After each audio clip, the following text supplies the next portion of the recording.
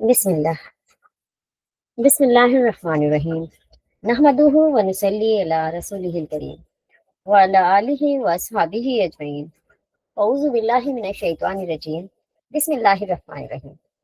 اللہ کے نام سے آغاز کرتے ہیں جو بے حد مہربان اور رحم فرمانے والا ہے۔ ہم اس کی حمد بیان کرتے ہیں اور درود و سلام بھیجتے ہیں اپنے پیارے محبوب، اللہ کے پیارے محبوب صلی اللہ علیہ وسلم پر اور ان کے تمام اہل بیت اور صحابہ کرام پر۔ اللہ سے دعا ہے کہ وہ ہمیں آج کے دن کو علم، نیت اور اخلاص کے ساتھ گزارنے کی ہمیں توفیق عطا فرمائے۔ الحمدللہ مطالعہ قرآن اکیڈمی کی جانب سے جاری آن لائن کلاس نمبر 138 میں میرا ہی حیات آپ سبھی طلبات اور سامعات کا دل کی گہرائیوں سے استقبال کرتی ہوں۔ السلام علیکم ورحمۃ اللہ وبرکاتہ۔ اللہ کا بے انتہا شکر احسان ہے کہ جس میں ہمیں ایک بار پھر قرآن کریم کے الفاظ کے قریب آنے کا موقع عطا فرمایا۔ یہ وہ لمحے ہوتے ہیں جہاں پر ہم لوگ اپنے رب سے جڑنے کی کوشش کرتے ہیں اور اپنے دلوں میں ایمان کی تازگی کو محسوس کرتے ہیں اس کلاس میں موجود رہ کر۔ تو آئیے سب سے پہلے دلوں کو ذکر الہی سے روشن کرتے ہیں۔ قرآن وہ نور ہے کہ جو زندگی کے اندھیروں کو مٹاتا ہے، تو کیوں نہ وہ ہمارے دلوں کے اندھیروں کو بھی انشاءاللہ مٹائے گا۔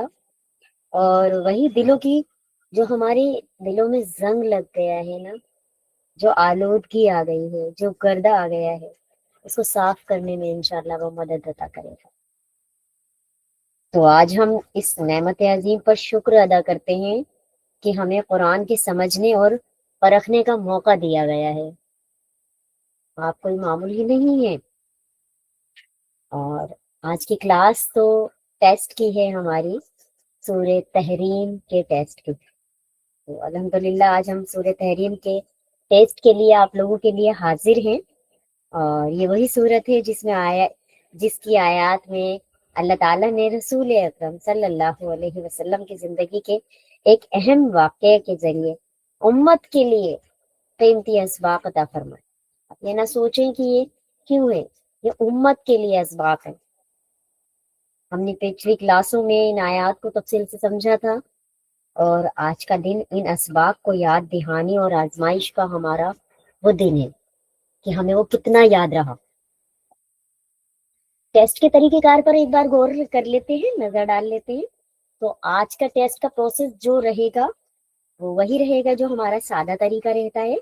5 سوالات ہوں گے، ہر سوال 20 نمبر پر مشتمل ہوگا، یعنی کہ مکمل ٹیسٹ آپ کا 100 نمبر پر ہوگا۔ اور پروسیس بھی بالکل سادہ ہے۔ جنہیں جواب معلوم ہوگا وہ 1 منٹ کے اندر اندر، جب سوال آپ کی اسکرین پر شو ہو تو 1 منٹ کے اندر اندر آپ اپنا ہینڈ ریز کر دیں۔ تو منتخب طلبہ کو جن کے ہینڈ ریز ہوں گے ان کے نام کی آئی ڈی کے نام سے اناؤنس کیے جائیں گے، پھر وہ مائک انمیوٹ کر کے اپنا آنسر بتا سکتے ہیں۔ اور یہ بھی آپ کو دھیان رکھنا ہے کہ فٹافٹ سے کرنا ہے، یہ نہیں کہ 1 منٹ گزر گیا آپ سوچ رہے ہیں کہ کچھ لوگوں کے جواب آ گئے ہیں چلو ہم بھی دے دیتے ہیں تھوڑا سا، تو ایسا نہیں ہوگا۔ تو آخر میں درست جوابات دینے والوں کے لیے آپ لوگوں کے نام انشاءاللہ مارکس کے ساتھ اناؤنس کیے جائیں گے۔ تو سب سے پہلے آپ سبھی بہت اللہ کے پیارے بندے ہیں۔ اگر آپ کی یہ پہلی کلاس بھی ہے اور یا آپ کو لگتا ہے کہ مجھ کو کم یاد ہے، یا میں نے تو شروع کی کلاسز لی تھیں، یا میری یہ پہلی کلاس ہے، تو بالکل بھی پریشان ہونے کی ضرورت نہیں ہے۔ ہم نے پریشانی والا ٹیسٹ بنانا ہی نہیں ہوتا ہے۔ تو یہ ٹیسٹ کسی مقابلے کے لیے تو ہے نہیں کہ یہاں ہر جیت کے فیصلے ہو رہے ہیں، ہے نا؟ تو بلکہ دہرانے اور غور کرنے کے لیے ہمیں کہ ہم مضبوطی سے سیکھنے کی کوشش کریں۔ اگر ہمیں یاد نہیں رہا تو کیوں نہیں رہا، ہم اپنا جائزہ لے سکیں۔ تو اللہ تعالیٰ تو نیتوں کو دیکھتا ہے نا، لہٰذا اگر آپ کی نیت یہ ہے کہ میں تو سیکھنے ہی آیا ہوں، میں تو سیکھنے ہی آئی ہوں، تو آپ کامیاب ہو گئے پھر، اگر آپ اس کلاس میں اس نیت سے جڑے۔ تو آئیے اللہ کے نام سے آغاز کرتے ہیں اور نیت کرتے ہیں کہ آج کا ٹیسٹ ہماری سمجھ اور یادداشت اور غور و فکر کو اور بڑھائے گا۔ تو اب پیش ہے آپ کے سامنے آپ کی اسکرین پر پہلا سوال۔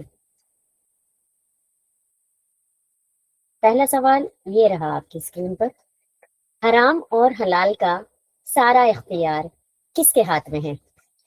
نبی صلی اللہ علیہ وسلم نے اپنے اوپر کیا چیز حرام کر لی تھی اور کیوں؟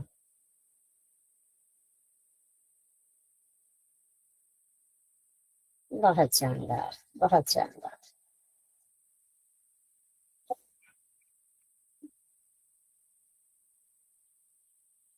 تھوڑا سا ویٹ کر لیتے ہیں چند سیکنڈ کا، پھر شروع کرتے ہیں۔ تو آئیے شروع کرتے ہیں تبسم باجی سے۔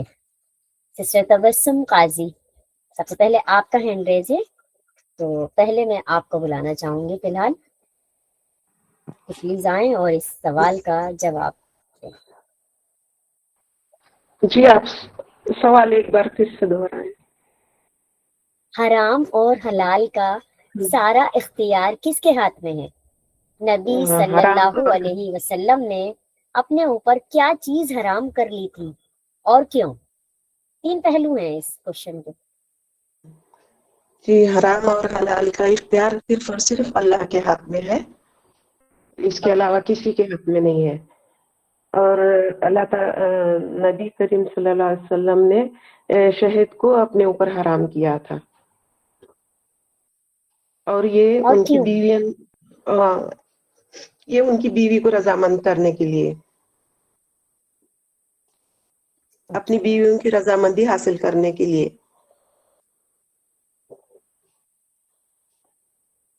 ٹھیک ہے، اب میں بلانا چاہوں گی سسٹر ثانیہ فاطمہ کو۔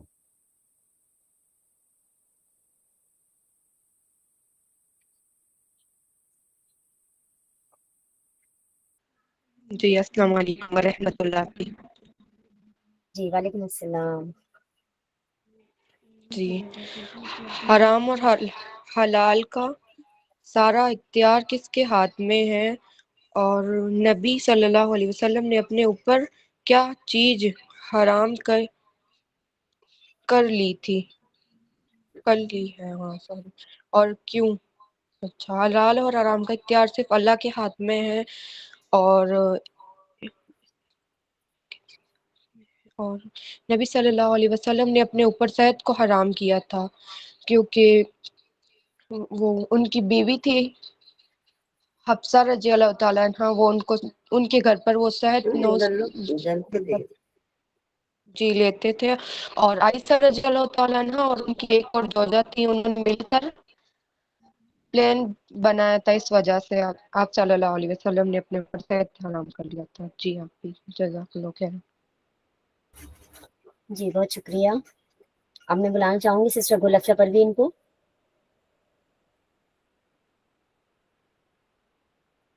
جی السلام علیکم ورحمۃ اللہ وبرکاتہ۔ جی وعلیکم السلام ورحمۃ اللہ وبرکاتہ۔ جی حرام اور حلال کا اختیار تو صرف اللہ ہی کے ہاتھ میں ہے، اور نبی کریم صلی اللہ علیہ وسلم نے اپنے اوپر شہد کو حرام کیا تھا، یہ سورہ تحریم کی پہلی آیت ہے۔ اور کیوں کیا تھا؟ کیونکہ نبی کریم صلی اللہ علیہ وسلم، یہ ہمیں حدیث میں واقع ملتا ہے کہ آپ صلی اللہ علیہ وسلم عصر کی نماز کے بعد اپنی بیویوں کے پاس جایا کرتے تھے، تھوڑی تھوڑی دیر کے سب کے پاس جایا کرتے تھے، تو امی حفصہ جو تھی وہ ان کو شہد کھلایا کرتی تھی، کیونکہ نبی پاک صلی اللہ علیہ وسلم کو میٹھا بہت پسند تھا، تو اس لیے تھوڑی زیادہ وقت آپ صلی اللہ علیہ وسلم کو ان کے پاس لگ گئی تھی، اور اس پر امی عائشہ کو غیرت آئی اور انہوں نے ایک منصوبہ بنایا، اور تو تینوں بیویوں نے ایک جیسے سوال کیے تھے ان سے کہ آپ مکافیل کھا کر آئے ہیں یا مدمکھی نے مکافیل کا رس جو ہے وہ چوس لیا تھا؟ تو نبی پاک صلی اللہ علیہ وسلم نے کہا تھا کہ نہیں، میں تو شہد کھا کر آیا ہوں۔ جب تینوں بیویوں نے وہی سوال کیے تو نبی پاک صلی اللہ علیہ وسلم سمجھ گئے اور کہا کہ مجھے اب اس کی ضرورت نہیں، تاکہ ان کی بیویاں خوش ہو جائے، اس لیے انہوں نے اپنے اوپر یہ چیز منع کر دی تھی، یعنی حرام کر دی تھی۔ جزاک اللہ خیر۔ جی بہت شکریہ، بہت شاندار۔ سسٹر سمائلہ فاطمہ.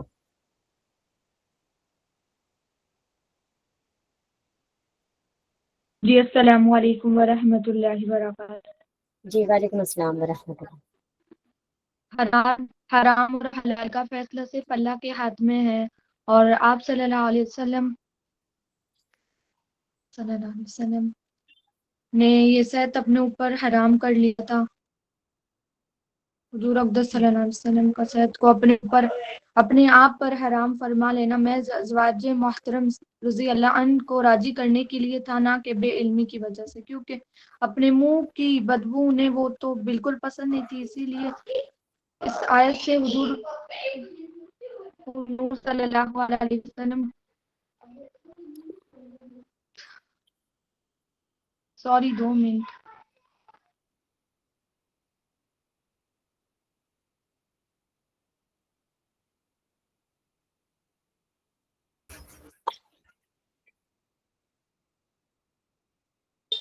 سوری.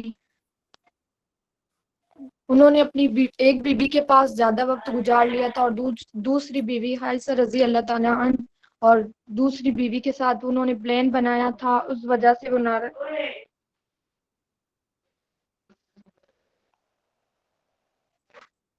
حضور صلی اللہ علیہ وسلم کا معمول تھا کہ عصر کے بعد اپنی تمام ازواج محترم کے پاس تھوڑی تھوڑی دیر کے لیے تشریف لے جایا کرتے تھے. اس معمول کے مطابق آپ حضرت زینب رضی اللہ عنہ کے حضرت حفصہ رضی اللہ عنہ کے آپ گھر تشریف لے گئے. آپ کو وہاں شہد پیش کیا گیا جو آپ نے پی لیا. اس کے بعد آپ حضرت عائشہ رضی اللہ عنہ کے پاس گئے. پھر حضرت حفصہ رضی اللہ تعالیٰ عنہ دونوں نے پوچھا کہ آپ نے مغائرہ کھایا ہے؟ مغائر جس میں سے بو آتی تھی، اور آپ نے نفی میں جواب دیا. تو انہوں نے پوچھا کہ آپ کے منہ سے بو کیسی آ رہی ہے؟ آپ نے اس سے صبا ہو کر شاید جو شہد میں نے پیا تھا اس کی مکھی نے مغائرہ چوسا ہو. چونکہ آپ کو اپنے مبارک منہ سے کوئی ناگوار بو محسوس ہونا انتہائی ناپسند تھا، اسی لیے آپ نے اس وقت قسم کھا لی کہ میں آئندہ شاید نہیں پیوں گا. جی جزاک اللہ خیر. جی بہت شکریہ سسٹر سمائلہ. کوشش کریں کہ آپ جس وقت جواب دیں آپ کا نیٹ ورک بالکل ٹھیک ہو اور آس پاس ڈسٹربینس بھی نہ ہو. اگلا میں چلتے ہیں سسٹر عرشی فاطمہ کی طرف.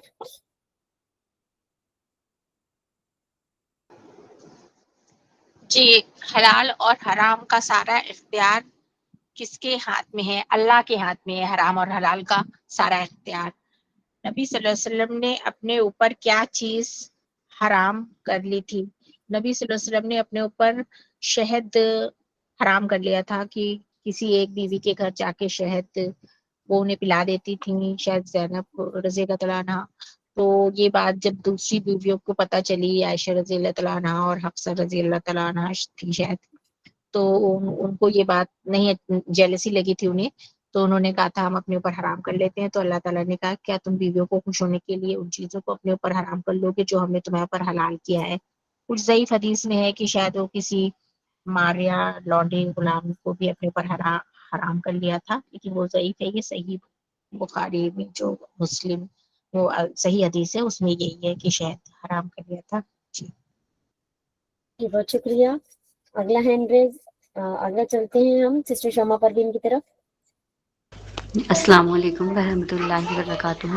جی وعلیکم السلام ورحمۃ اللہ حرام وبرکاتہ. حرام یہ کوشچن ہمارا فرسٹ بھی ہے، اور یہ سورہ تحریم کی آیت نمبر 1 میں بھی یہ بات آئی ہے. یہ حرام اور حلال کا سارا اختیار اللہ کے ہاتھ میں ہے، اور ہمارے نبی جو صلی اللہ علیہ وسلم انہوں نے شہد کو اپنے اوپر حرام کر لیا تھا اپنی بیوی کو خوش کرنے کے لیے. جزاک اللہ خیر. جی بہت شکریہ.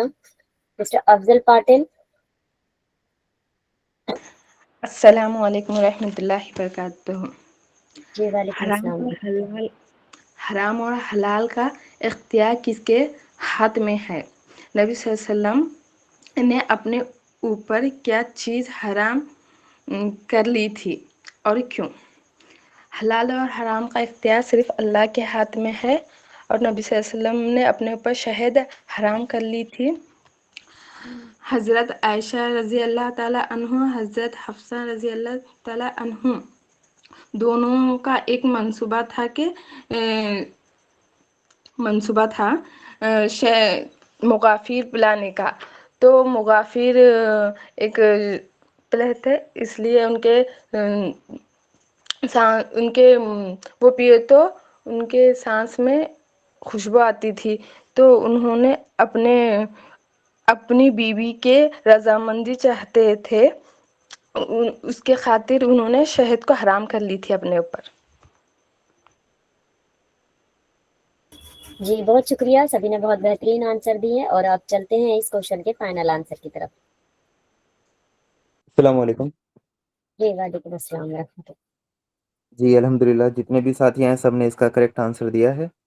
और एक जो मारिया कित्तिया रज़ियल्लाहु अन्हा के हवाले से एक बात थी कि वो लोंडी गुलाम है, ज़ईफ़ हदीस में वो चीज़ मिलती है, तो वो भी अल्लाह के रसूल सल्लल्लाहु अलैहि वसल्लम की अज़वाज में दाखिल हैं। मारिया कित्तिया रज़ियल्लाहु अन्हा वो भी अल्लाह के रसूल सल्लल्लाहु अलैहि वसल्लम की अज़वाज में यानी बीवियों में दाखिल हैं। उनसे अल्लाह के रसूल सल्लल्लाहु अलैहि वसल्लम के एक बेटे की भी पैदाइश हुई थी जिसका नाम इब्राहीम था। ठीक है, तो मारिया कित्तिया जो कि मिस्र से आई थी यानी कि इजिप्ट से आई थी, तो वो भी अल्लाह के रसूल सल्लल्लाहु अलैहि वसल्लम की बीवियों में दाखिल हैं। अब इसका जो फाइनल आंसर है वो तो सभी वो साथी ने एक्यूरेट इसका आंसर दिया है। और जैसे कि आयत नंबर 1 में अल्लाह ताला ने फरमाया था, ए नबी तुम क्यों उस चीज़ को हराम करते हो जो अल्लाह ताला ने तुम्हारे लिए हलाल की है? क्या इसलिए कि तुम अपनी बीवियों की खुशी चाहते हो? अल्लाह माफ़ करने वाला और रहम फरमाने वाला है।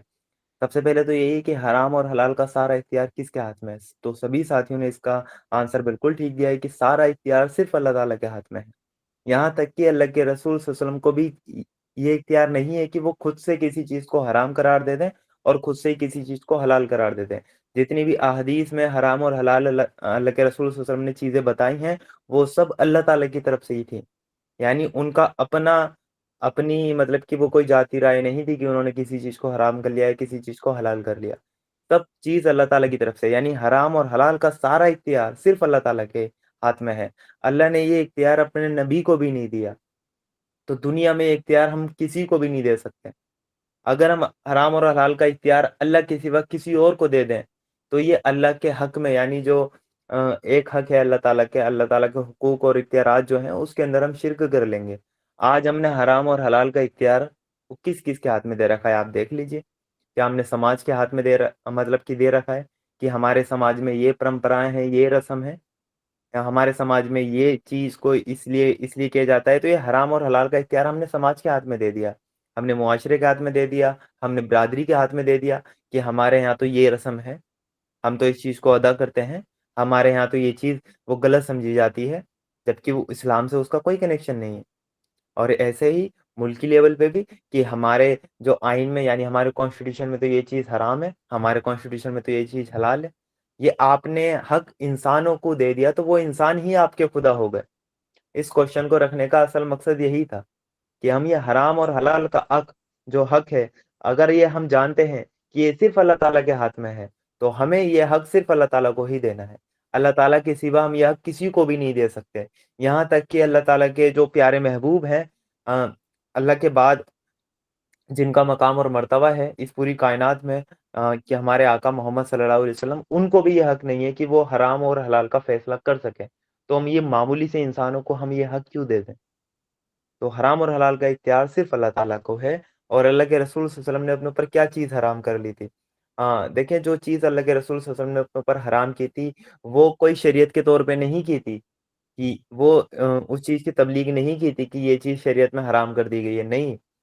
वो एक वाक़या है जो कि आप सबने उसको बताया है कि जैसा कि हमने इस सूरह के जो मुताला था उसमें भी हमने देखा था कि अल्लाह के रसूल सल्लल्लाहु अलैहि वसल्लम असर के बाद अपनी बीवियों के पास जाया करते थे और कुछ टाइम वहाँ पर हर बीवी के पास वो ठहरा करते थे। तो एक बीवी के पास अल्लाह के रसूल सल्लल्लाहु अलैहि वसल्लम को मामूल से थोड़ा ज़्यादा वक़्त वो लगने लगा। अब मुख्तलिफ़ रिवायतें हैं, दोनों ही रिवायतें सही हैं। एक में हज़रत वो ज़ैनब का नाम आता है कि उनके घर थोड़ा वो ज़्यादा टाइम वो लगा करता था। दूसरी रिवायतों में दोनों ही सही बुखारी की हैं, हज़रत हफ़्सा का नाम आता है कि उनके घर थोड़ा ज़्यादा टाइम लगने लगा था। तो फिर बाद में तहकीक करी और दूसरी बीवियों ने कि क्यों ज़्यादा टाइम लगने लगा है, तो पता चला कि उनकी कौम के وہ اپنی قوم سے ایک مطلب شہد لائی ہیں اور وہ ان کو اس کا مطلب کہ جو شہد کا کچھ مربع ٹائپ کا ہوتا ہے وہ بنا کر اللہ کے رسول صلی اللہ علیہ وسلم کو پلاتی ہیں، اس لیے ان کے گھر زیادہ ٹائم لگا کرتا ہے۔ اس لیے دوسری بیویوں کو اس میں تھوڑا وہ ہوا کہ اب کیا کیا جائے۔ انہوں نے پھر ایک پلاننگ کی کہ ہم کیا کریں گے کہ جیسے اللہ کے رسول صلی اللہ علیہ وسلم عصر کے بعد ہمارے گھر آئیں گے تو ہم سب ایک ہی کال کہیں گے کہ آپ کے منہ سے مغافیر کی بو آ رہی ہے۔ مغافیر ایک گوند کی ٹائپ کا ہوتا تھا اور ایک پیڑ سے نکلا کرتا تھا اور میٹھا ہوتا تھا کھانے میں، لیکن اس کو کھانے کے بعد منہ سے اسمیل آتی تھی۔ تو سبھی بیویوں نے یہ پلاننگ کی کہ ہم ایسا کہیں گے کہ اللہ کے رسول صلی اللہ علیہ وسلم آپ کے منہ سے مغافیر کی بو آ رہی ہے، اور اس پر ان کو پہلے سے پتا تھا، وہ منع کریں گے، وہ کہیں گے کہ میں نے تو شہد پیا ہے، تو پھر ہم کہیں گے کہ شاید یہ جس مکھی کے چھتے کا یہ شہد ہے اس مکھی نے مغافیر کھایا ہو، اس وجہ سے آپ کے منہ سے بھی مغافیر کی بو آ رہی ہے۔ اور یہ چیز ساری بیویاں اچھی طرح جان دیتی ہیں کہ اللہ کے رسول صلی اللہ علیہ وسلم پاکی کا بڑا خیال رکھتے ہیں۔ ان کو یہ پسند نہیں تھا کہ اس کے اللہ کے رسول صلی اللہ علیہ وسلم کے اندر سے کوئی بھی ایک ایسی تکلیف دہ چیز یا ایسی تکلیف دہ اسمیل ان کے اندر سے آئے کہ جو لوگوں کو پریشان کرے، تو وہ اس چیز کا خیال رکھا کرتے تھے۔ اور یہاں تک کہ اللہ کے رسول صلی اللہ علیہ وسلم کو عطر اور خوشبو لگانا کی سنت ہے۔ وہ صحابہ اکرام فرماتے ہیں کہ اللہ کے رسول صلی اللہ علیہ وسلم وہ جس گلی سے بھی گزر جایا کرتے تھے تو لوگ پہچان لیا کرتے تھے کہ اس گلی سے اللہ کے رسول صلی اللہ علیہ وسلم کی گزرے ہیں، اتنا ان کے عطر اور خوشبو ان کو پسند تھی۔ تو ساری بیویاں اچھے سے جانتی تھی کہ اگر ہم ایسے کریں گے، اس پلاننگ کے تحت اگر ہم کام کریں گے تو پھر کیا ہوگا، اللہ کے رسول صلی اللہ علیہ وسلم اس عمل کو کرنا چھوڑ دیں گے جس کی وجہ سے جو ہمارے دل میں ایک وہ بات ہے کہ ان بیوی کے پاس زیادہ ٹائم لگ رہا ہے، تو وہ پھر وہ ٹائم نہیں لگے گا۔ پھر یہ کیا ہوا، اگلے دن سبھی بیوی نے ایسا ہی کیا اور اللہ کے رسول صلی اللہ علیہ وسلم نے انہیں ویسے ہی جواب دیا۔ لاسٹ میں جب اللہ کے رسول صلی اللہ علیہ وسلم نے سمجھ لیا کہ میری بیویوں کو اسی چیز سے وہ تکلیف ہے، شہد سے ہی دقت ہے، تو انہوں نے بیویوں کو کی خوشی کے لیے، بیویوں کی رضا کی جوئی کے لیے انہوں نے ایک چیز کہی کہ آج سے میں شہد نہیں پیوں گا۔ یعنی انہوں نے یہ نہیں کہا تھا کہ میرے اوپر حرام ہو چکا ہے، صرف یہ کہا تھا میں نہیں پیوں گا۔ تو اللہ تعالیٰ نے اس پر ہی گرفت کر لی، تم کیوں ایک حلال چیز کو حرام کر لیتے ہو اپنے اوپر، کیوں کر لیتے؟ تو یہ دیکھیں کہ حرام اور حلال کا سارا اختیار اللہ تعالیٰ کے ہاتھ میں ہے، اور جو چیز اللہ کے رسول صلی اللہ علیہ وسلم نے کہی تھی، حرام کی تھی، وہ شہد تھی۔ اور یہ کیوں کہی تھی؟ اپنی بیویوں کی یہ خوشی چاہنے کے لیے اللہ کے رسول صلی اللہ علیہ وسلم نے یہ کام ان سے وہ سرزد ہو گیا تھا، تو اللہ تعالیٰ نے اس پر پکڑ کر لی۔ اور اس سے نکلنے کا راستہ بھی آیت نمبر 2 میں سورہ تحریم میں ہمیں بتا دیا گیا تھا کہ جیسا کہ قسم کا کفارہ ہے، ایسا ہی سیم اگر کوئی چیز انسان اپنے اوپر حرام کر لے تو اس کا کفارہ ادا کر کے اس چیز سے نکلا جا سکتا ہے۔ جزاک اللہ خیرن کثیرا۔ تو الحمدللہ پہلا سوال ہمارا بہت بہترین طریقے سے مکمل ہو گیا ہے۔ بڑھتے ہیں اگلے سوال کی طرف۔ سوال نمبر 2 یہ رہا آپ لوگوں کی اسکرین پر۔ سورہ تحریم آیت 3 میں ہمارے لیے کیا ہدایت ہے؟ فٹافٹ سے ہینڈ ریز کر لیجیے۔ سورہ تحریم آیت 3 میں ہمارے لیے کیا ہدایت ہے؟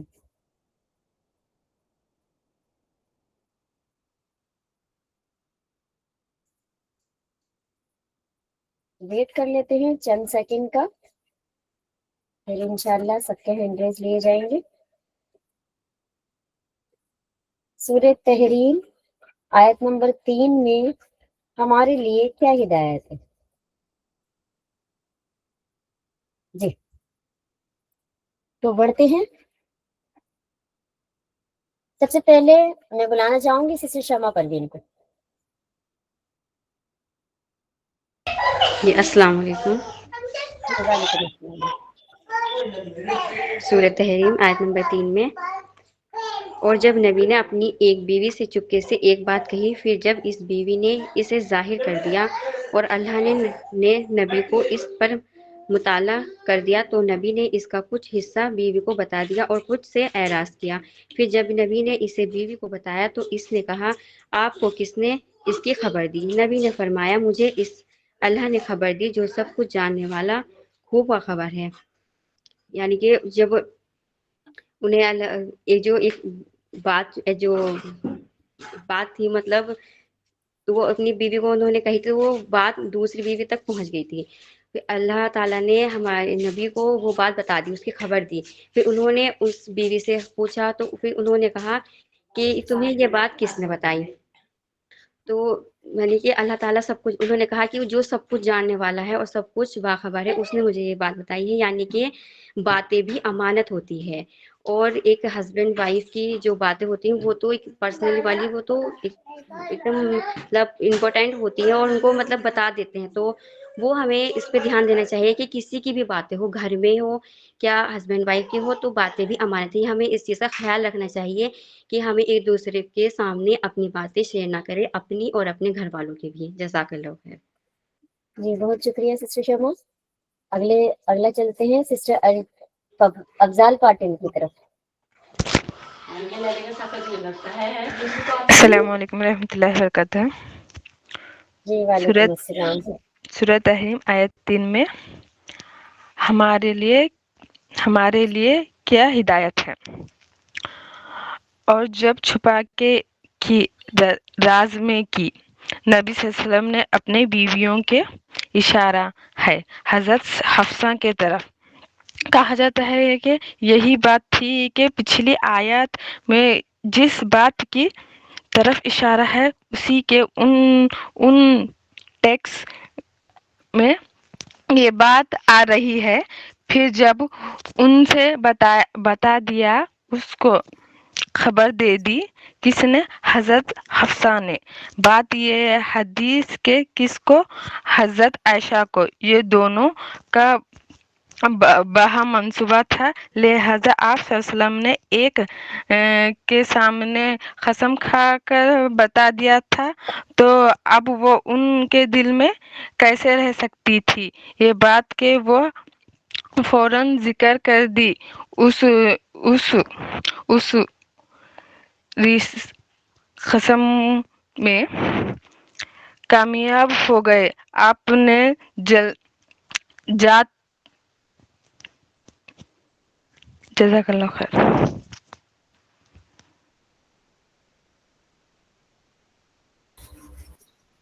जी अगले चलते हैं अगले स्टूडेंट की तरफ, सिस्टर शुमाइला फातिमा।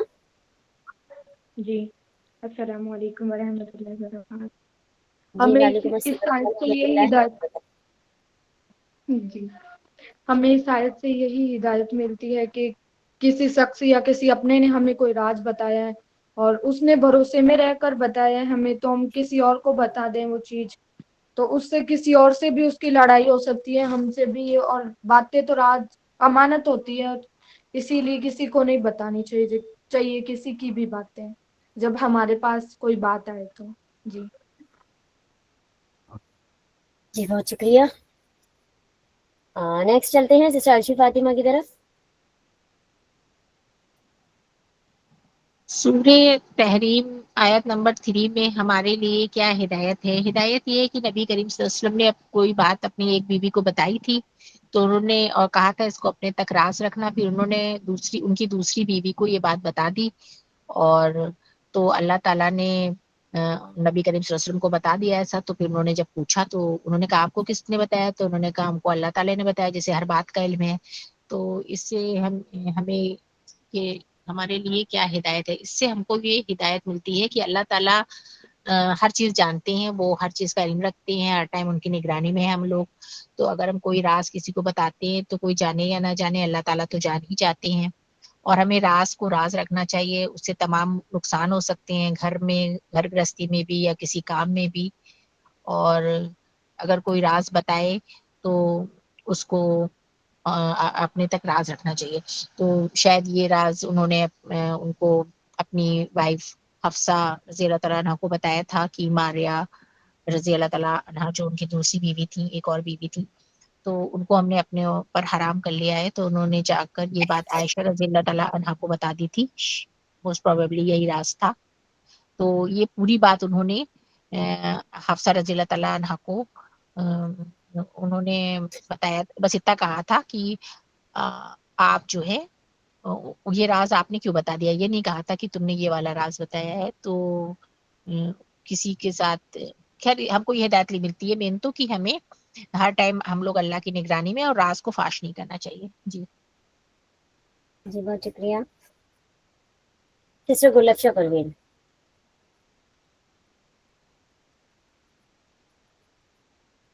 अस्सलाम वालेकुम वरहमतुल्लाहि वबरकातुहू। जी वालेकुम अस्सलाम वरहमतुल्लाह। जी, सूरह तहरीम आयत नंबर 3 से हमें क्या हिदायत मिलती है? इस आयत से हमें यही हिदायत मिलती है, क्योंकि नबी करीम सल्लल्लाहु अलैहि वसल्लम ने अपनी बीवी को राज बताया था, उन्होंने वो जाहिर कर दिया था। तो हमें इससे यही सीख मिलती है कि अगर कोई आप पर एतमाद करके कोई बात राज में बताए तो उसे आगे फैलाना खयानत है। कुरान हमें सिखाता है कि अमानत और राज को संभालना ईमान का हिस्सा है। नबी करीम सल्लल्लाहु अलैहि वसल्लम ने जब राज जाहिर होने का इल्म पाया तो गुस्से या सख्ती की बजाय उन्होंने सब्र किया और नरमी इख्तियार की। और हमें भी दूसरों की गलतियों पर दरगुजर और हिकमत से काम लेना चाहिए। और आयत के आखिर में भी हमें नबी करीम सल्लल्लाहु अलैहि वसल्लम ने फरमाया, मुझे उसने बताया है जो सब जानने वाला है। तो इससे हमें याद रखना चाहिए कि अल्लाह हर बात से बाखबर है, चाहे वो हम छुपाएं या जाहिर करें। और क्योंकि नबी करीम सल्लल्लाहु अलैहि वसल्लम का कोई मामूली घराना नहीं था, अगर वो बात जाहिर हो गई थी तो इससे नुकसान भी हो सकता था। जज़ाकल्लाह खैर। जी बहुत शुक्रिया शिशु दर्शक, और सभी ने बहुत शानदार तरीके से आंसर किया इस क्वेश्चन का। और अब बढ़ते हैं इस सवाल के फाइनल आंसर की तरफ। जी अल्हम्दुलिल्लाह, जितने भी साथी हैं सबने अच्छे तरीके से इस क्वेश्चन का आंसर दिया। और अल्हम्दुलिल्लाह एक अच्छी बात ये है कि लोगों को आयत भी मतलब पता थी कि आयत नंबर 3 में अल्लाह ताला ने क्या बात कही है। तो अल्लाह ताला ने यही बात कही है कि अल्लाह के रसूल सल्लल्लाहु अलैहि वसल्लम के घर की यहाँ जिक्र चल रहा है आयत नंबर 1 से 5 तक। उसी में आयत नंबर 3 में अल्लाह ताला ने एक चीज का जिक्र किया है कि, और ये मामला भी काबिल तवज्जो है कि नबी ने एक बात अपनी एक बीवी से राज में कही थी, फिर जब उस बीवी ने किसी और पर वो राज जाहिर कर दिया, यानी अल्लाह के रसूल सल्लल्लाहु अलैहि वसल्लम की दूसरी बीवी को वो बात एक बीवी ने बता दी थी, तो अल्लाह ने नबी को इस राज के खुलने की खबर दे दी। तो नबी ने उस पर किसी हद तक उस बीवी को खबरदार किया और किसी हद तक उससे दरगुजर किया। फिर जब नबी ने उसे राज खुलने की ये बात बताई तो उसने पूछा, आपको ये किसने खबर दी है? तो फिर अल्लाह के रसूल सल्लल्लाहु अलैहि वसल्लम ने फरमाया, मुझे उसने खबर दी है जो सब कुछ जानता है और खूब बाखबर है। तो इस आयत से हमारे लिए जो हिदायत है, एक तो यही है कि हमें जो राज की बातें होती हैं वो आगे शेयर नहीं करते हैं, मतलब करनी चाहिए, जो कि एक जनरल इसमें हिदायत है कि जो बातें होती हैं, अल्लाह के रसूल सल्लल्लाहु अलैहि वसल्लम की हदीस है कि बातें भी अमानत में आती हैं, तो बातों को अमानत की तरह हमें अपने पास रखना चाहिए। तो वो किसी का भी राज हो, हमें उसको किसी पर जाहिर नहीं करना चाहिए। और ये घर की इस्लाह इसलिए है कि अल्लाह के रसूल सल्लल्लाहु अलैहि वसल्लम के घर में और तमाम काम और तमाम मसले ऐसे डिस्कस हुआ करते थे जिससे कि इस्लाम की सरबुलंदी के लिए, इस्लामिक तहरीक के लिए, इस्लामिक जमात के लिए वहाँ पे काफ़ी नाजुक मसले भी उनके घर में डिस्कस हुआ करते थे। अगर अल्लाह अल्लाह ताला खुद इस बात की इस्लाह ना करता तो हो सकता था कि अल्लाह के रसूल सल्लल्लाहु अलैहि वसल्लम के घर से कोई बात ऐसी लीक हो जाए जो दुश्मनों तक पहुंच जाए और फिर बात आगे मुसलमानों के लिए गलत साबित हो। ऐसे ही हमारे लिए इसमें यह हिदायत है कि जैसे कि इस्लामिक तहरीक के जो लोग होते हैं, जो लीडर होते हैं, जो कारकुन होते हैं, उनके घर में भी तहरीक से रिलेटेड, जमात से रिलेटेड बड़े ही नाजुक मसले डिस्कस उनके घर में की होंगे और उनकी बीवियों को इस चीज़ की खबर होगी। अगर उनकी बीवियां पेट की कच्ची निकली तो वो राज की बात किसी और को बताएंगी और वहां से वो फिर किसी और को बताएगा, वहां से हो सकता है कि दुश्मन के हाथ लगे, जिससे कि इस्लामिक तहरीक पर, इस्लामिक जमातों पर एक नुकसान होगा और मुसलमानों की जमात को इससे नुकसान होने का खतरा है। तो अल्लाह ताला ने इसलिए यहाँ पर खुद अल्लाह के रसूल सल्लल्लाहु अलैहि वसल्लम के घर की इस्लाह की, जबकि अल्लाह के रसूल सल्लल्लाहु अलैहि वसल्लम की बीवी ने एक बात किसी दुश्मन को नहीं बताई थी, बल्कि अल्लाह के रसूल सल्लल्लाहु अलैहि वसल्लम की दूसरी बीवी को बताई थी। वो राज की बात क्या है उसकी तहकीक में हमें नहीं पढ़ना है, क्योंकि अल्लाह ताला इसी बात पे तंबीह कर रहा है कि वो राज की बात थी जो एक ने दूसरे को बता दी थी। तो बहुत से कि मुफस्सिरीन इस बात की तहकीक में भी लग चुके हैं कि वो राज की बात क्या थी और वो रिवायतें कुरेदने लगी हैं। ऑथेंटिक कोई रिवायत नहीं मिलती, सनद उनकी ज़ईफ है, जो एक दो मिलती हैं और ऑथेंटिक कोई नहीं मिलती। तो उस चीज़ को कुरेदना ही क्यों जिस चीज़ पर अल्लाह ताला ने खुद तंबीह कर दी है। तो हमारे नज़दीक तो उस चीज़ को कुरेदना ही नहीं चाहिए, क्योंकि वो राज की बात थी तो हमें भी राज की रखनी है। अल्लाह के रसूल सल्लल्लाहु अलैहि वसल्लम के घर की बात थी, वो कुछ भी हो सकती है।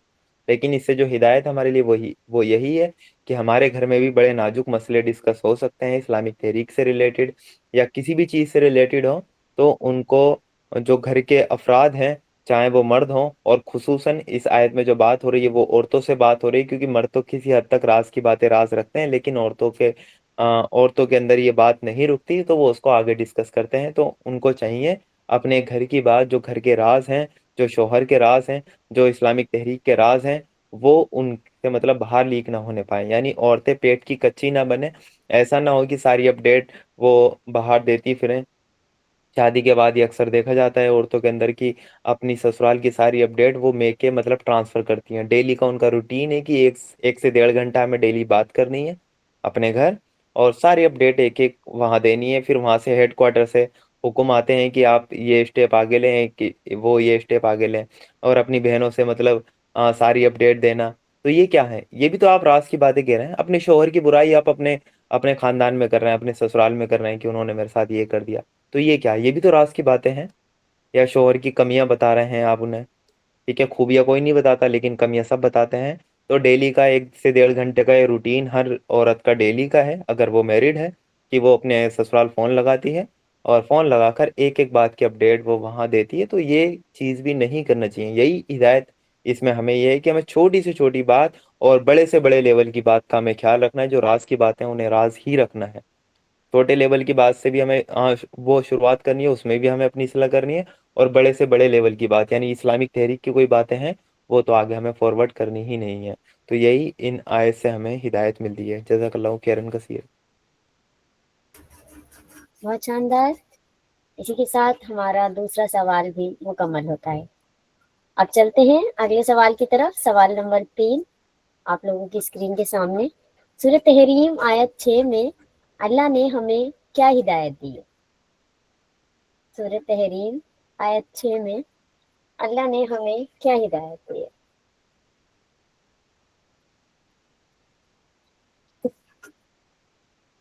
شمع کچھ سیکنڈ رک جاتے ہیں اور پھر اسٹارٹ کرتے ہیں.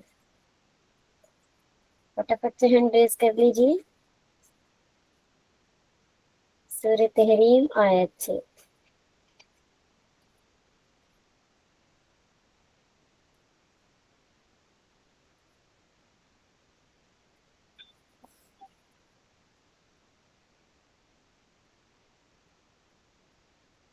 چلیے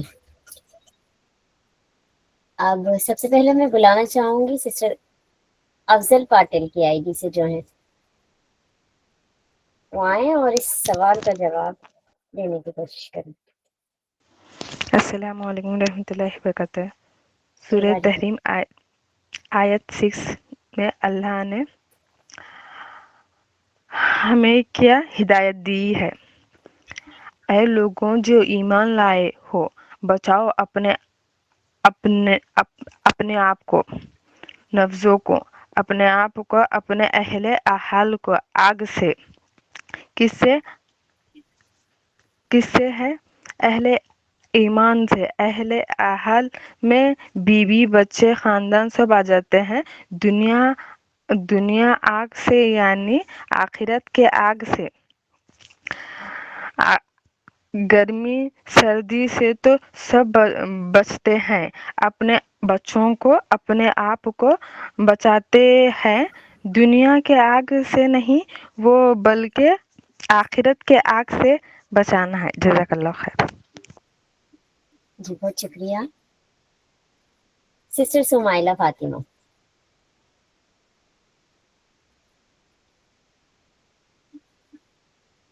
سمائلہ فاطمہ.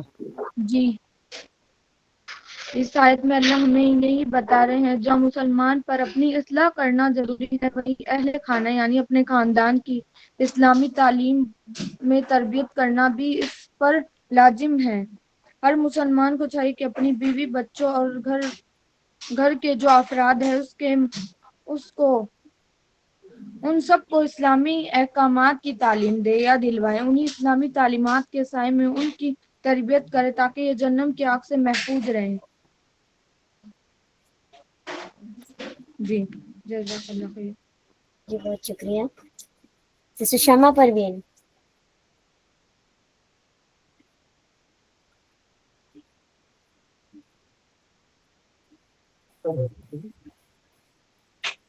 السلام علیکم.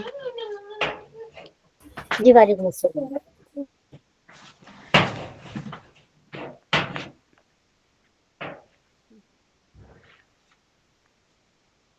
تحریم آیت نمبر 6 میں اللہ تعالیٰ نے کہا، اے ایمان والو، اپنے آپ کو اور اپنے اہل خانہ کو اس آگ سے بچاؤ جس کا ایندھن انسان اور پتھر ہے، اس پر سخت اور سخت غیر فرشتے مقرر ہیں جو اللہ کے حکم کی نافرمانی نہیں کرتے اور وہی کرتے ہیں جس کا انہیں حکم دیا جاتا ہے۔ تو اللہ تعالیٰ اس میں کہہ رہے ہیں، اللہ تعالیٰ ایمان والوں سے کہہ رہے ہیں اپنی اور اپنے گھر والوں کی دینی تربیت کرو، انہیں گناہوں سے روکو تاکہ وہ جہنم کی آگ سے بچ جائے۔ یعنی کہ اگر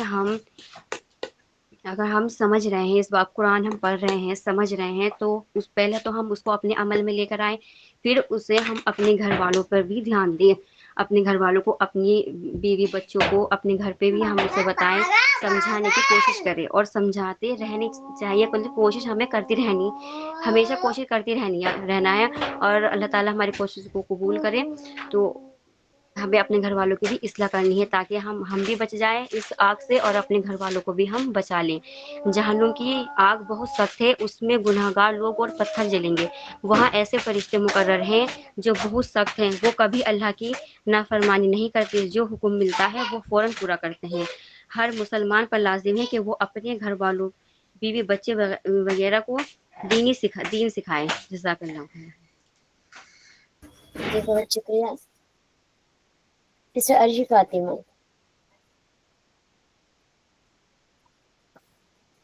سورہ تحریم آیت نمبر 6 میں اللہ نے ہمیں کیا ہدایت دی ہے؟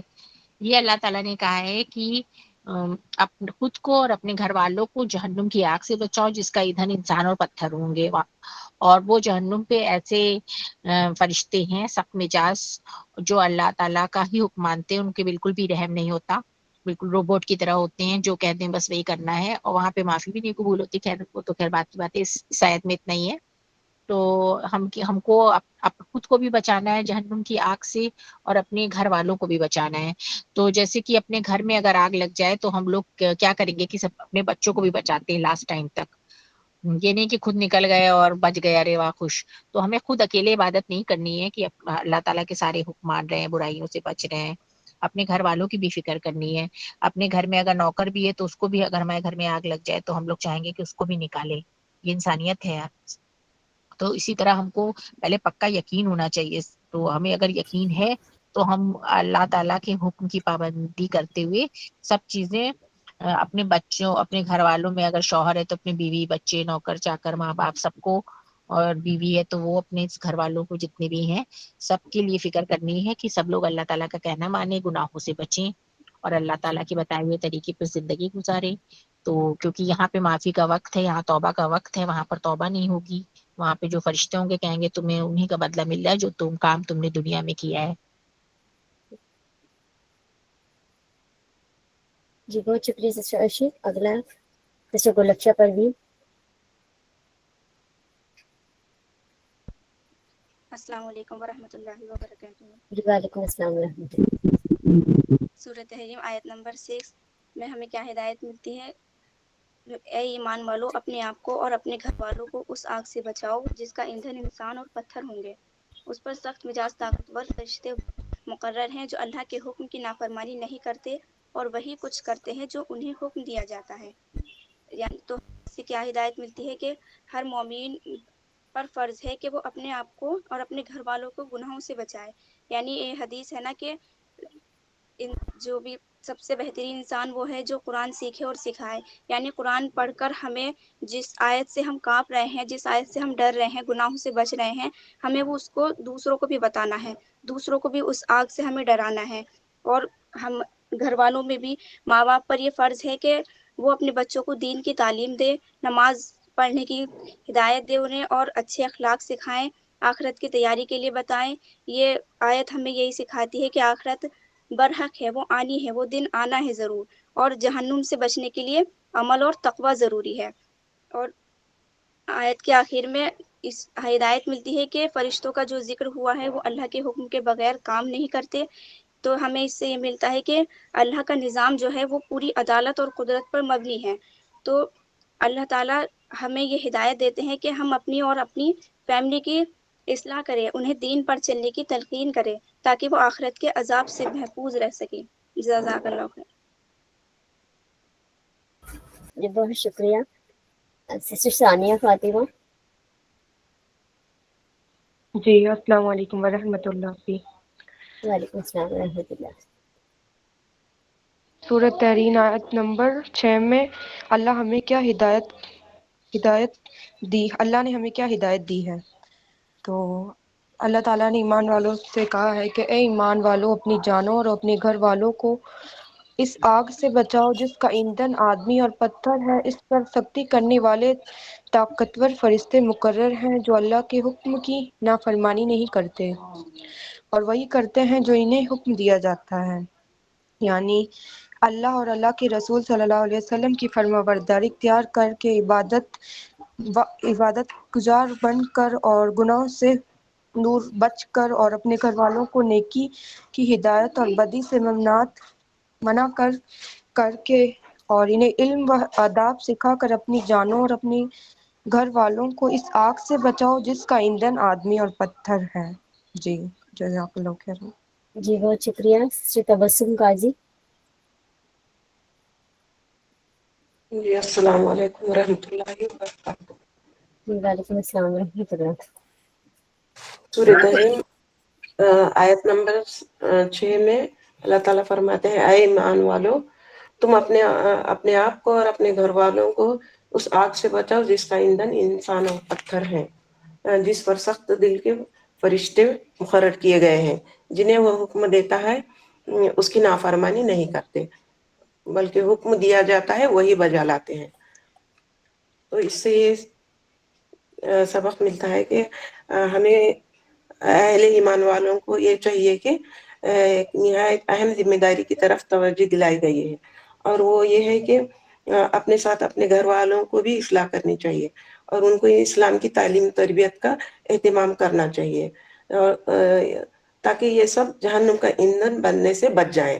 اس لیے رسول اللہ صلی اللہ علیہ وسلم نے فرمایا ہے کہ جب بچہ 7 سال کا عمر کا پہنچ جائے تو نماز کی تلقین کرو، اور 7 سال کی عمر کے بچوں میں نماز کی تلقین ہوئی کہ نہیں ہوئی اس کی تاکید کرنی چاہیے اور سختی سے بچوں کو نماز کی طرف توجہ دلانی چاہیے.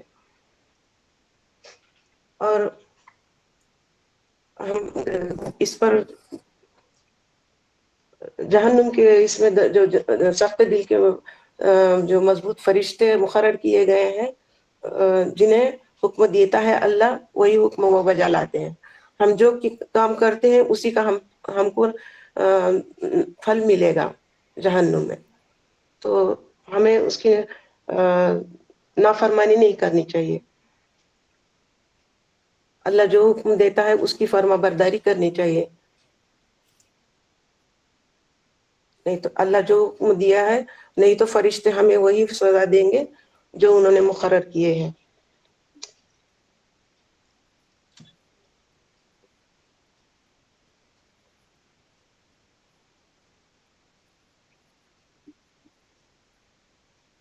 جی بہت شکریہ. ماشاءاللہ سے سبھی کے آنسرس آ چکے ہیں اور میں بہت معافی چاہتی ہوں جن کے ہینڈ ریز 1 منٹ کے بعد آئے ہیں میں ان کے ہینڈ ریز نہیں لے سکتی. تو آپ لوگوں سے گزارش ہے کہ جیسے ہی سوال اسکرین پر شو ہوا کرے تو آپ فوراً سے ہینڈ ریز کریں، ذرا بھی دیر نہ لگایا کریں، فوراً سے کر دیا کریں. اور تو اب چلتے ہیں اس سوال کے فائنل آنسر کی طرف. جی سورۃ الحمدللہ تحریم آنسر دے.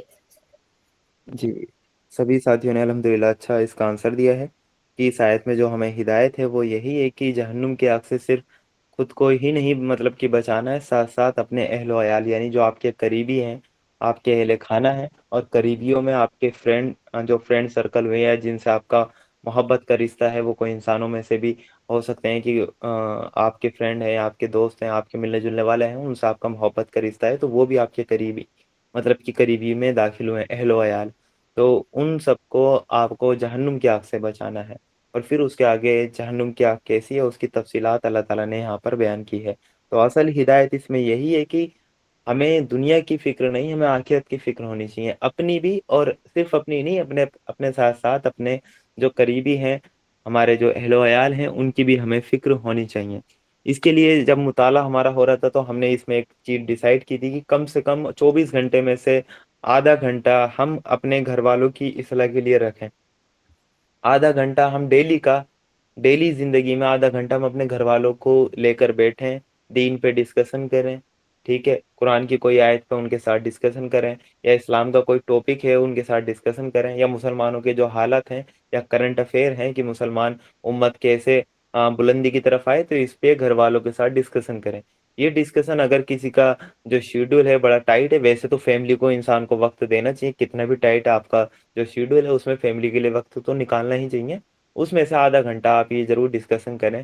پھر بھی یہاں گنجائش یہ ہو سکتی ہے کہ جیسے آپ کھانے کے دسترخوان پہ ہیں تو دسترخوان پہ فضول باتیں کرنے کی جگہ کہ ہم دنیا بھر کی باتیں وہاں ڈسکس ہو رہی ہیں کہ, اور اس پر ہم اپنے دسترخوان میں بچوں کے ساتھ, اپنی بیوی کے ساتھ, اپنے مطلب پیرنٹس کے ساتھ ہم یہ ڈسکشن وہ کر سکتے ہیں. قرآن کی کوئی آیت لے لیں, حدیث لے لیں کہ یہ حدیث کتنی پیاری ہے, اللہ کے رسول صلی اللہ علیہ وسلم کی, خود ہی بات چھیڑ دیں. ٹھیک ہے, اگر کوئی نہیں بیٹھ رہا ہے نا تو خود ہی بات چھیڑ دیں, یہ دیکھیں اللہ کے رسول صلی اللہ علیہ وسلم کی حدیث کتنی پیاری ہے.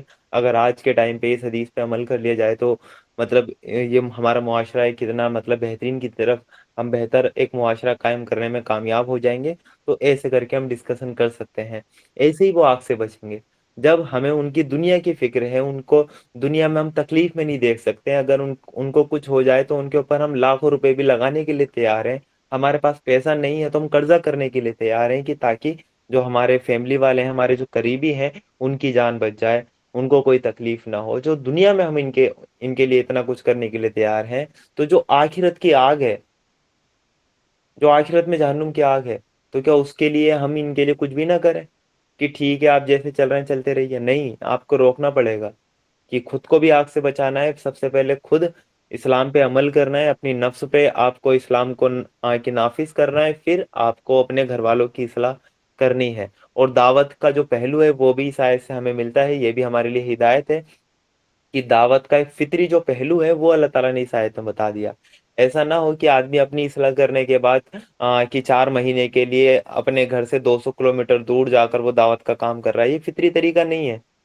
وہ اپنے کاروبار سے دور ہو گیا, اپنے علاقے سے دور ہو گیا, اپنے رشتہ داروں سے کٹ گیا, اور جو حق ہیں رشتہ داروں کے, بیوی کے, 4 4 مہینے بیوی سے دور رہنا انسان کا, اور جو رشتہ داروں کے حق ہے, جو والدین کے حق ہے, وہ سب سے کٹ کر وہ 400 کلومیٹر دور دین کی دعوت دینے چلا گیا. تو یہ فطری طریقہ نہیں ہے. فطری طریقہ یہی ہے, سب سے پہلے خود آپ آگ سے بچیں گے, پھر آپ کوشش کریں گے آپ کے اہل و عیال, آپ کے قریبی, آپ کے محلے والے, آپ کے پڑوس, اللہ تعالیٰ نے آپ کو جہاں پیدا کیا ہے وہی آپ کا دعوت کا کیندر ہے. نبی صلی اللہ علیہ وسلم یا جتنے بھی نبی اللہ تعالیٰ نے دنیا میں بھیجا, ان کی دعوت کا مرکز وہی شہر ہوتا تھا جس میں وہ پیدا ہوئے تھے, اور وہاں پھر اسلام وہ غالب ہونے کے بعد, وہاں سب کی اصلاح ہونے کے بعد وہ پھر نظام آگے پھیلتا تھا. یہی فطری طریقہ ہے جو دعوت کا ہمیں اس اسٹیپ سے ملتا ہے. جو لوگ یہ کرتے ہیں کہ 40 دن کے لیے, 4 مہینے کے لیے ہم وہاں جا رہے ہیں, ہم انڈونیشیا جا رہے ہیں, وہاں کے لوگوں کو دعوت دیں گے, انڈونیشیا کے لوگ یہاں آ رہے ہیں, دلی کے لوگ ممبئی جا رہے ہیں, ممبئی کے لوگ دلی آ رہے ہیں, تو یہ طریقہ فطری نہیں ہے. اس میں انسان کیا کرتا ہے کہ حق مطلب کی مرتے ہیں. اگر ایک انسان ہے, وہ میرڈ ہے, اس کے بچے ہیں, اس کی بیوی ہے, وہ اگر 4 مہینے کے لیے کہیں چلا گیا تو اس کی بیوی کے حقوق مطلب کہ ضائع ہوں گے, والدین کے حقوق ضائع ہوں گے, ان کا خیال کون رکھے گا؟ یہاں تک کہ حضرت عمر کے دور میں ایک مسئلہ آیا تھا, جو یہ دعوت سے ریلیٹڈ ہے, تو یہ میں ہلکی نشاندہی آپ کو کر دوں کہ جہاد پہ کہ مرد کہ وہ سرحد پہ اسلام کی سربلندی کے لیے وہ لڑ رہے تھے, ان کے لیے بھی حضرت عمر نے قانون نافذ کر دیا تھا. وہ قانون کیوں نافذ کیا تھا کہ حضرت عمر کا معمول تھا جب وہ خلیفہ تھے تو اپنے شہر میں وہ دورہ کیا کرتے تھے رات میں, کہ میری عوام وہ خوش ہے یا نہیں ہے, میری عوام کو تو کوئی دقت نہیں ہے.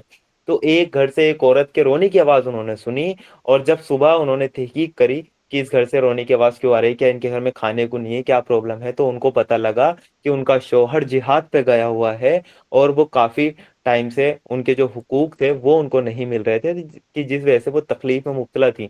حضرت عمر کے سامنے یہ مسئلہ ہوا تو حضرت عمر غمگین ہو گئے, تو یہ تو بڑا ہی خطرناک مسئلہ ہے. تو انہوں نے پھر کیا کرا حضرت عمر نے, کہ ایک عورت اپنے شوہر سے کتنا وقت تک دور رہ سکتی ہے, اس کا انہوں نے کہا کہ ایکوریٹ ٹائمنگ کیا ہو سکتی ہے. انہوں نے کہا میں بیوی سے پوچھوں گا, وہ مجھے صحیح نہیں بتائے گی. ٹھیک ہے, میں کسی اور چیز سے پوچھوں گا تو وہاں سے مجھے صحیح خبر نہیں ملے گی. تو حضرت عمر یہ دیکھیں خلیفہ ہیں, اور یہ بات حیا کے بھی خلاف ہے، ہمیں لگتی ہے حیا کے خلاف ہے.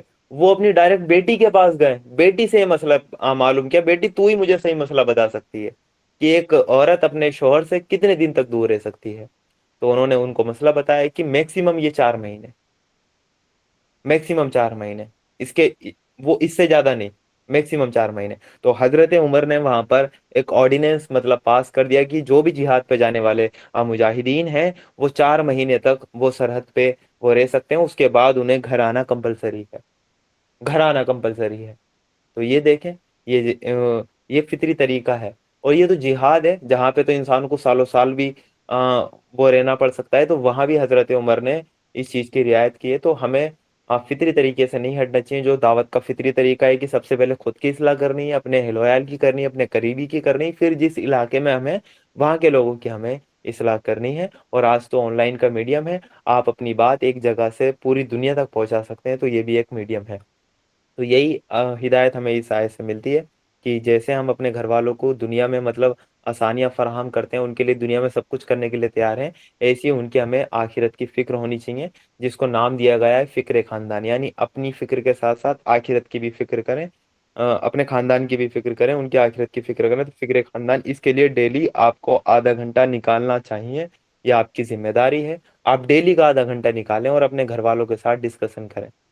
اور جن کے گھر میں دینی ماحول ہو وہ تو باقاعدہ قرآن لے کر محفل جمائیں آدھے گھنٹے تک، ڈیلی کا روٹین یہ بنائیں. جن کے گھر میں دینی ماحول نہیں ہے وہ شروعات کریں، اور جو شروعات نہیں کر سکتے، جن کی حکمرانی گھر میں نہیں چل رہی ہے، تو وہ کیا کریں، دھیرے دھیرے باتوں باتوں میں بات کریں. امی کے پاس چلے گئے، بہن کے پاس چلے گئے، بھائی کے پاس چلے گئے، مسئلہ چھیڑ دیا، حدیث رکھ دی کہ اتنی پیاری حدیث ہے، آئیے اس پر بات کرتے ہیں، اس حدیث سے کیا ملتا ہے.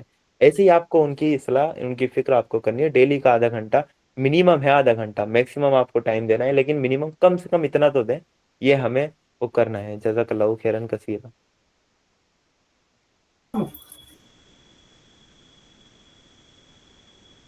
بہت شکریہ. اور اسی کے ساتھ ہمارا تیسرا سوال بھی مکمل ہوتا ہے. اب چلتے ہیں سوال نمبر 4 کی طرف. سوال نمبر 4 یہ رہا آپ لوگوں کی اسکرین پر. سوال نمبر 4، توبۃ النصوحہ کیا ہے؟ ایکسپلین کریں. ماشاء اللہ،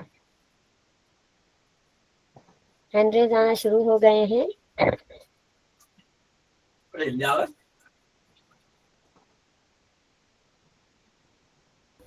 شروعات کرتے ہیں سسٹر شمع پروین سے. پلیز آپ اس کا آنسر دے سکتی ہیں سسٹر شمع. سوال نمبر 4.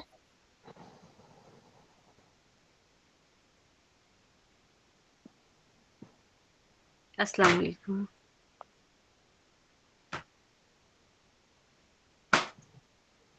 توبۃ نصوحہ کیا ہے؟ ایکسپلین کریں. لہذا توبہ نصوح کا مطلب ہے ایسی سچی خالص دل سے کی گئی توبہ، جو سچی دل سے توبہ کی گئی، اور یعنی کہ جو غلطی ہو گئی ہے اس پہ تو پہلے شرمندہ ہو جائیں، اور پھر اس کی ایک دم خالص سچی دل سے توبہ کی جائے، جو صرف اللہ کی رضا کے لیے ہو، جس میں انسان واقعی اپنے گنہگار پر شرمندہ ہو اور پختہ عہد کرے کہ دوبارہ وہ گناہ نہیں کرے گا. سچی توبہ جس میں دکھاوا یا ریاکاری نہ ہو، جس کے بعد گناہ کی طرف واپسی نہ ہو. ایسی توبہ جو گناہوں کو صاف کر دے، جیسے کپڑا دھونے سے صاف ہو جاتا ہے، جو انسان کو آئندہ گناہ سے روک دے. جزاک اللہ. جی بہت شکریہ سسٹر گلستہ سیفی.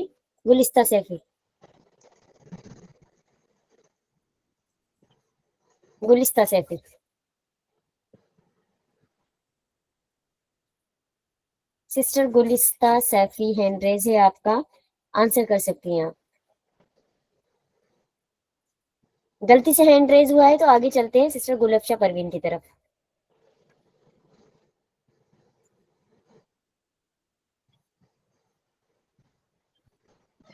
سسٹر گلفشا پروین.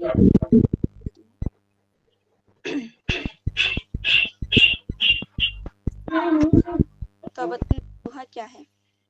یہ سورہ تحریم کی में अल्लाह ताला ने फरमाया है कि ये ईमान वालों अल्लाह की तरफ खालिस तौबा करो, यानी बिल्कुल सच्चे से हो खालिस तौबा, जो गुनाह हमने किया है उस पर शर्मिंदा हो और पक्की हो और मुकम्मल तौबा हो, जो हमने काम किया है उससे आइंदा बचे और बंदा अपने गुनाहों पर सच्चे दिल से नदामत करे, अल्लाह से माफ़ी मांगे और आइंदा कभी उस गुनाह की तरफ ना लौटे और अपने अमल में मिलाए और बचने की कोशिश करे। जज़ाकल्लाह खैर। आगे चलते हैं सिस्टर अफजल पाटिल की तरफ। अस्सलामु अलैकुम रहमतुल्लाहि बरकातहू। वालेकुम अस्सलाम रहमतुल्लाह। तवतुन नसूहा का क्या है, एक्सप्लेन करें। अगर तुम तौबा कर लो अल्लाह के तरफ, यानी तुम्हारे हक में बेहतर है, यानी जो हो गया, जो हो गया सो हो गया, या अब क्या है, पलट आओ। तौबा क्या होता है, गलती पे शर्मिंदा होना, ना करने का अहद कर लेना, इसकी इस्लाह कर देना, यानी इसरार ना करना। अगर तुम तौबा कर लो बस तहकीक छुपा लो, दिल तुम्हारे पूरे तरह अल्लाह के तरफ आ जाएगा। जज़ाकल्लाह खैर। बहुत शुक्रिया। सिस्टर सुमाइला फातिमा, आप आंसर कर सकती हैं? जी। हजरत अब्बू हरेरा रजी अल्लाह अन से हजरत अब्बी रजी अल्लाह अन से पूछा, तौबा नसूह क्या है? फरमाया, मैंने हुजूर सल्लल्लाहु अलैहि वसल्लम से यही सवाल किया था, तो आपने फरमाया, कुसूर गुनाह हो गया, फिर इस पर नादम होना, अल्लाह ताला से माफ़ी चाहता और फिर इस गुनाह की तरफ माइल ना होना। हजरत हसन फरमाते हैं,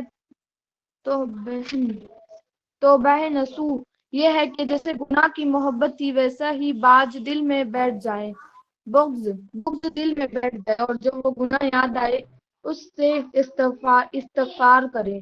जब कोई शख्स तौबा करने पर पुख्तगी कर लेता है तो अपनी तौबा पर जमा रहता है, अल्लाह ताला इसकी तमाम अगली खताएं मिटा देता है। जैसा कि सही हदीस में है कि इस्लाम लाने से पहले की तमाम बुराइयां इस्लाम लाने के बाद फना कर देता है, और तौबा से पहले की तमाम खताएं तौबा करने के बाद खत्म कर देता है।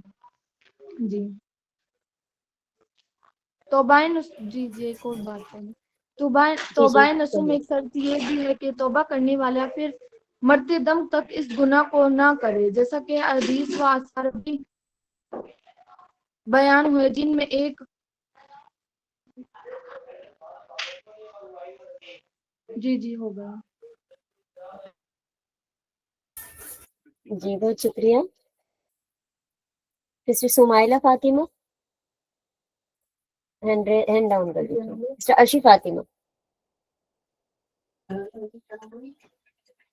तौबतन नसूहा वो ऐसी तौबा है जिसमें इंसान दिल से शर्मिंदा हो और ये दिखावे के लिए नहीं, और अल्लाह ताला से सच्ची तौबा करे और सिर्फ अल्लाह से डर कर तौबा करे, दुनिया को दिखाने के लिए नहीं, बस ज़बान से पढ़ रहा है कि अस्तगफिरुल्लाह अस्तगफिरुल्लाह, और ये नहीं कि दिल से नहीं कर रहा, दिल से करे और सोचे कि अब हम ये काम कभी दोबारा नहीं करेंगे, और आंखों में आंसू आ जाए तो और भी अच्छी बात है।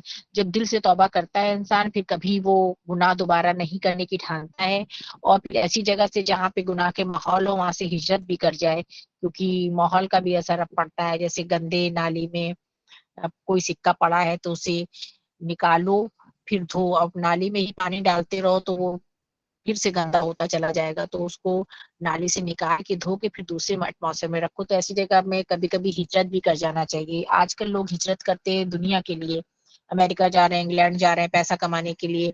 हिजरत तो दीन के लिए करना चाहिए कि भाई माहौल खराब है, रिश्तेदार जीने नहीं दे रहे, कि नहीं तुम्हें पर्दा नहीं करने देंगे, या आज नमाज ना पढ़ो, आज तो ये है, आज बर्थडे करो, और आज रमजान का रोजा ना रखो, आज तो तुम्हारा बर्थडे, इस तरह से। तो माहौल भी अपना वो जगह छोड़ के दूसरी जगह चले जाओ। तो फिर जब इस तरह से तौबा इंसान करता है सच्चे दिल से और बहुत पश्चाताप भी होता है उसे अंदर से, सिर्फ अल्लाह के लिए करता है, दूसरों को दिखाने के लिए नहीं करता, बल्कि ऐसी तौबा पे दूसरे लोग उसे कहते हैं अरे इनको देखो बहुत बड़े मुल्ला बन गए फलाना, ये सब भी सह लेता है, यहाँ भी इज्जत नहीं चाहता, वो सिर्फ अल्लाह की नज़र में इज्जत चाहता है, तो इसको तौबतन नसूहा कहते हैं। तो इस पे अल्लाह ताला ने वादा किया है कि तुम्हारे गुनाहों को भी नेकियों में बदल देंगे। और सूरह तहरीम में भी है कि फिर वो ऐसी जन्नतों में दाखिल करेंगे जिसके नीचे नहरें बहती हों। फिर इस तौबत को ही तौबत नसूहा कहा गया है।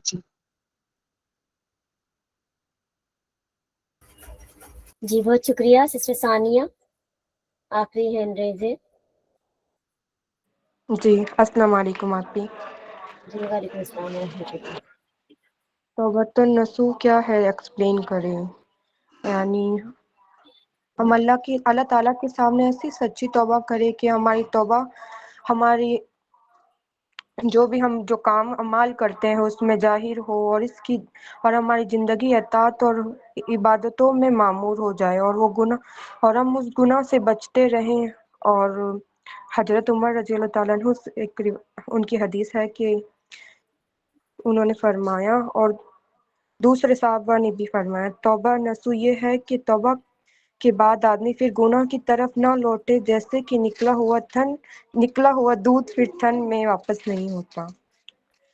और करीब है कि तुम्हारा रब तौबा कबूल फरमाने के बाद तुम्हारी बुराइयां तुमसे मिटा दे और कयामत के दिन इस दिन तुम्हें इस बागों में ले जाए जिनके नीचे नहरें रवा हैं, जिस दिन अल्लाह ताला नबी सल्लल्लाहु अलैहि वसल्लम और उनके साथ ईमान वालों को रुस्वा ना करेगा। जी जज़ाकल्लाह खैर। जी बहुत शुक्रिया, सभी ने बहुत बेहतरीन तरीके से इस सवाल का भी जवाब दे दिया है। तो बढ़ते हैं इस सवाल के फाइनल आंसर की तरफ। जी अल्हम्दुलिल्लाह सभी साथियों ने इसका आंसर बेहतरीन तरीके से दिया। और जैसा कि बताया है कि तौबतुन जो नसूहा है, सूरह तहरीम आयत नंबर 8 में अल्लाह ताला ने हमें हिदायत दी है कि आपको तौबा करनी है, और कैसी तौबा उसी का मीनिंग हमें बताना है, यानी वो खालिस तौबा अल्लाह ताला के हुजूर हमें क्या करनी है। तौबा का जो सिंपल मतलब है वो तो यही है कि पलट आना, लौट आना। लेकिन तौबतुन अगर वो नसूहा है यानी ऐसी तौबा, तो यहाँ पर एक खास तौबा का अल्लाह ताला ने कुरान में जिक्र किया है। जैसे कि हम जानते हैं कि नुसहा का जो मीनिंग होता है वो अरबी जबान में खुलूस और खैरख्वाही के हैं, यानी ऐसी तौबा की जाए जिसमें खुलूस हो, खैरख्वाही हो और पक्की और सच्ची वो तौबा हो। इसके जो लुग़वी माना है, आ, जो डिक्शनरी में इस तौबा के माना मिलते हैं, वो अल्लाह ताला के हुजूर ऐसी तौबा है कि आदमी ऐसी खालिस तौबा करेगा कि जिसमें दिखावा और निफाक ना हो, उसका शायबा तक भी ना हो, यानी कि उसकी तौबा में किसी को दिखाना नहीं हो, ना ही निफाक हो। ऐसा ना हो कि जबान से तौबा कर रहा है और अमल से उसके उसके अगेंस्ट हो। या और भी इसके लुग़वी माना आते हैं, लेकिन मैं डायरेक्ट इस्तिलाही माना की तरफ इसके चलूंगा, क्योंकि हमने इसको डिटेल में इनके लुग़वी माना डिस्कस किए थे। एक मैंने आपको बता दिया कि आदमी की तौबा दिखाने की वो ना हो, ना ही उसमें निफाक हो। इसके इस्तिलाही माना जो है वो हमें हदीस के ज़रिए हमें मिलते हैं कि अल्लाह के रसूल सल्लल्लाहु अलैहि वसल्लम ने हमें से जब ये सवाल किया गया कि तौबतन वो नसूहा क्या है, तो इस पर अल्लाह के रसूल सल्लल्लाहु अलैहि वसल्लम ने फरमाया कि इससे मुराद है कि जब तुमसे कोई कसूर हो जाए, यानी कोई गुनाह सरजद हो जाए, तो सबसे पहले इंसान को अपने गुनाह पर शर्मिंदा होना चाहिए, यानी उसको नदामत हो। ये पहली शर्त है तौबतुन नसूहा की। यानी खालिस तौबा वो तौबा कैसी हो कि सबसे पहले जो गुनाह है इंसान उस पर शर्मिंदा हो, उस पर रिग्रेट फील करे कि ये मुझसे क्या हो गया, फिर उसी शर्मिंदगी के साथ वो अल्लाह ताला से इस्तगफार करे, फिर करे तौबा, और आइंदा कभी उस काम को ना करे। ये है खालिस तौबा। ये तौबा हमें करनी है जैसे कि हमें हदीस से मिलता है, और यही है, इसी का मतलब हमें हज़रत उमर से, हज़रत अब्दुल्लाह इब्न मसूद से, हज़रत अब्दुल्लाह इब्न अब्बास रज़ियल्लाहु अन्हु से हमें यही मतलब इसका मिलता है। और एक हज़रत उमर रज़ियल्लाहु अन्हु इसका मफ़हूम और बयान करते हैं कि तौबतुन वो नस्वा की तारीफ में ये भी है कि इंसान तौबा के बाद आदमी गुनाह को करना तो दरकिनार, उसके करीब तक जाने का इरादा ना करे, यानी गुनाह को वो करना तो बड़ी दूर की बात है, उसके करीब तक आदमी ना जाए उस गुनाह के। हजरत अली ने भी इसके मफहूम बयान किए थे, जो कि 6 चीज़ें हजरत अली ने बताई हैं कि तौबतुन नसूहा में ये 6 चीज़ें हैं कि जो पहली चीज़ है कि जो कुछ हो चुका है उस पर इंसान नादिम हो, यानी नदामत करे, जैसे कि अल्लाह के रसूल सल्लल्लाहु अलैहि वसल्लम ने भी हदीस में बता दिया था। और दूसरी चीज़ बताई थी कि जिन फ़र्ज़ों से उसने, यानी जो फ़र्ज़ थे उसके ज़िम्मे उसने गफलत बरती हो, आगे उसको अदा करे, जैसे कि नमाज है या रोज़े हैं जो उसने छोड़े हैं, या ज़कात नहीं दी है, या रिश्तेदारों का जो ख्याल है वो उसने नहीं रखा है, जो उसके जिम्मे नान नफ़ा है वो नहीं दिया है, तो उनको वो अदा करे। और अगर किसी का हक मारा हो तो सबसे पहले उसका हक अदा करे। ये तीसरी कंडीशन हजरत अली ने बताई है। और जिसको तकलीफ पहुंचाई हो सबसे पहले उससे माफ़ी मांगे, फिर अल्लाह ताला से तौबा करे। यानी शर्मिंदगी में ये चीज़ें आएंगी कि आपने जिसका हक मारा है, जिसको तकलीफ पहुंचाई है, सबसे पहले उसी के पास तो आप जाएंगे। ऐसा नहीं है कि इंसान के 1 करोड़ रुपए आप खा गए, बहन की जायदाद पूरी, मतलब प्रॉपर्टी सारी खा रखी है बहनों की, अब उनका जो हिस्सा है वो खा रखा है, और उनसे कह रहे हैं कि हम आपको भात दे देंगे और हम आपको शादी पे दे देंगे, हमने तो दहेज दे दिया, और फिर अल्लाह के हुजूर तौबा कर रहे हैं, अल्लाह ताला मेरी तौबा को कबूल कर, अल्लाह ताला मेरे लिए आखिरत की में मतलब जन्नत अता कर, दुनिया में तो बहनों का हक दे दो। तो ये भी तो माल आपने खा रखा है, अल्लाह ताला मेरा सारा माल हलाल कर दे। कैसे हो जाएगा हलाल जब तक उसमें उसमें से आप जो हक है वो किसी का वो नहीं निकालेंगे, तो आपका माल हलाल कैसे हो जाएगा। तो यही है, जिसका हक आपने मारा हो उसका हक अदा करना पड़ेगा। ऐसा नहीं है कि किसी के आपने 1 करोड़ रुपए मारकर और अल्लाह ताला से तौबा कराएं, अल्लाह ताला आइंदा से किसी के पैसे नहीं मारूंगा, 1 करोड़ मार ली इससे तो मेरी लाइफ सेट हो गई, नहीं, पहले उसका 1 करोड़ वापसी करना पड़ेगा, फिर अल्लाह ताला से आपको तौबा करनी पड़ेगी। और जो पांचवी कंडीशन है तौबा की हजरत अली ने बताई, वो ये है कि आदमी पक्का इरादा कर ले कि इस गुनाह को वो दोबारा नहीं करेगा। और छठी चीज हजरत अली ने ये बताई कि इंसान अपनी नफ्स को अल्लाह ताला की इताअत में घुला दे, अल्लाह ताला की फरमाबरदारी दी में उसको फिर ढाल दे। तो ये है तौबतुन नसूहा, जो कि खालिस तौबा हमें करनी है। यही अल्लाह ताला ने हमें हिदायत दी थी आयत नंबर 8 में सूरह तहरीम की, ये लोगों जो ईमान लाए हो अल्लाह से तौबा करो, खालिस तौबा। और कुछ मुश्किल नहीं कि अल्लाह तुम्हारी बुराइयां तुमसे दूर कर दे और तुम्हें ऐसी जन्नतों में दाखिल कर दे जिनके नीचे नहरें बह रही होंगी। ये वो दिन होगा जब अल्लाह अपने नबी को और उन लोगों को जो उसके साथ ईमान लाए हैं रुस्वा ना करेगा। उनका नूर उनके आगे आगे उनके दाईं तरफ दौड़ रहा होगा, और वो कह रहे होंगे, ए हमारे रब, हमारा नूर हमारे लिए मुकम्मल कर दे और हमसे दरगुजर की फरमा, तू हर चीज पर कुदरत रखने वाला है। जज़ाकल्लाहु खैरन कसीरा। तो आइए फटाफट से बढ़ लेते हैं अगले क्वेश्चन की तरफ। क्वेश्चन नंबर 5, ये आज की क्लास का आखिरी सवाल रहेगा हमारा। क्वेश्चन नंबर 5 आप लोगों की स्क्रीन पर ये रहा। सूरह तहरीम आयत 10 से 12 में अल्लाह ने जो मिसालें दी हैं उनसे हमें क्या सीख मिलती है।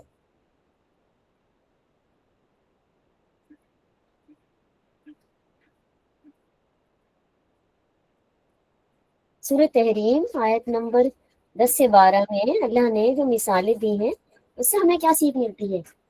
अली तो पढ़ा है जी। तो बिना देर किए मैं बुलाना चाहूंगी सिस्टर गुलफ्शा परवीन को।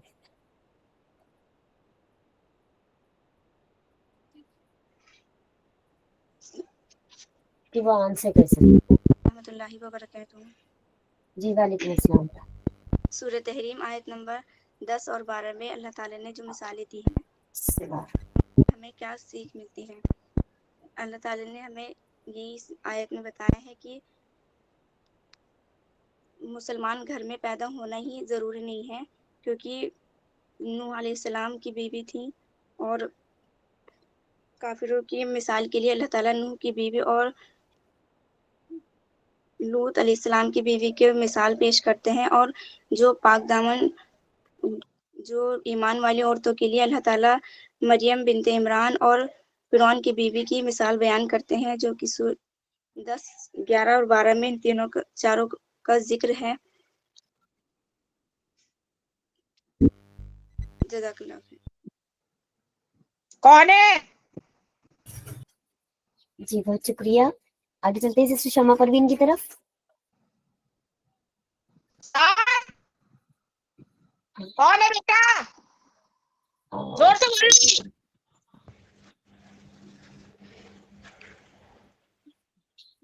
अस्सलाम वालेकुम। जी वालेकुम अस्सलाम।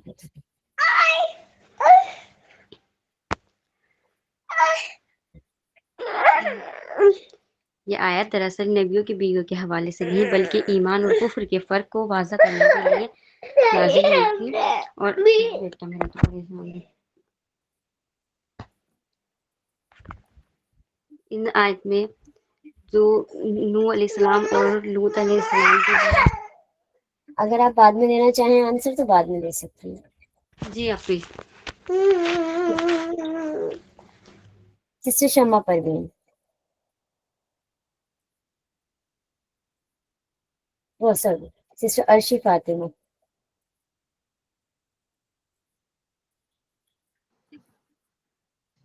جی، اس میں یہ بتایا گیا ہے کہ دو عورتیں جو نبی کریم صلی اللہ علیہ وسلم کی بیویاں تھیں تو وہ بھی دوستی ہو گئی، لوط علیہ السلام کی بیوی اور نوح علیہ السلام کی بیوی، وہ ایمان نہیں لائی تھی۔ تو اس کا مطلب یہ ہے، اور دو عورتیں، ایک آسیہ رضی اللہ تعالیٰ اور مریم رضی اللہ تعالیٰ عنہا، وہ جنتی عورتیں تھیں۔ تو اس میں یہ دکھایا گیا کہ ماحول کی وجہ سے یا کسی رشتے کی وجہ سے جنت نہیں جاتا انسان، اس کے لیے ایمان اور نیک عمل ہونا ضروری ہے۔ نوح علیہ السلام کی بیوی تھی، جو نبی کی بیوی تھی، تب بھی نوح علیہ السلام جب کشتی بنا رہے تھے تو لوگ ان کا مذاق اڑا رہے تھے، ارے طوفان کہاں آ رہا ہے، تو ساتھ میں وہ بھی مذاق اڑا رہی تھی۔ اور نوح علیہ السلام کا بیٹا بھی ایمان نہیں لایا تھا۔ تو رشتے کا کوئی اہمیت نہیں ہے، مین ہے اللہ، ایمان اور عمل۔ تو اور لوط علیہ السلام کی جو بیوی تھی وہ بھی بدکاری جو تھی اس قوم میں، لوط علیہ السلام کی قوم میں ہومو سیکسول والی جو تھی، تو جب کوئی نوجوان آتا تھا تو اس قوم کے لوگ آ جاتے تھے تو غلط کام کرنے کے لیے، تو اس میں لوط علیہ السلام کی بیوی انفارم کرتی تھی کہ ہاں ایسا ہوا ہے، ایسا کوئی نوجوان آیا ہے، تو یہ غلط کام میں بڑھاوا دیتی تھی اور ایمان نہیں لائی تھی۔ تو یہ دونوں نبی کی بیوی ہو کر بھی دوستی ہیں۔ تو اس سے یہ نہیں کہنا چاہیے کہ جو نبی کی بیوی ہیں، بیٹی ہیں، ان کا بھی اسی طرح حساب ہوگا، صرف ایمان اور عمل ہی کام آئے گا۔ اور ایک آسیہ رضی اللہ تعالیٰ عنہ تھی کہ جنت میں عورتوں کے سردار ہوں گی، 4 بیسٹ وومن میں، جس میں ایک مریم رضی اللہ تعالیٰ عنہ اور آسیہ رضی اللہ تعالیٰ عنہ اور خدیجہ رضی اللہ تعالیٰ عنہ اور ایک وہ فاطمہ رضی اللہ تعالیٰ عنہ، یہ 4 اور بیسٹ وومن ہیں جو جنت میں عورتوں کی سردار ہوں گی۔ تو آسیہ رضی اللہ تعالیٰ عنہ فرعون کی حکومت میں تھی، جو کہ بہت ہی اتیاچاری بادشاہ تھا۔ تو تب بھی پہلے تو انہوں نے اپنے ایمان کو چھپایا، پھر جب ایمان کو اوپن کیا تو بہت انہیں ظلم سہنا پڑا، پھر انہوں نے دعا مانگی اللہ تعالیٰ سے کہ ہم کو جنت میں اپنے قریب گھر بنا دے اور اس ظالم قوم سے نجات دے، تو اللہ تعالیٰ نے بھی دعا قبول کی۔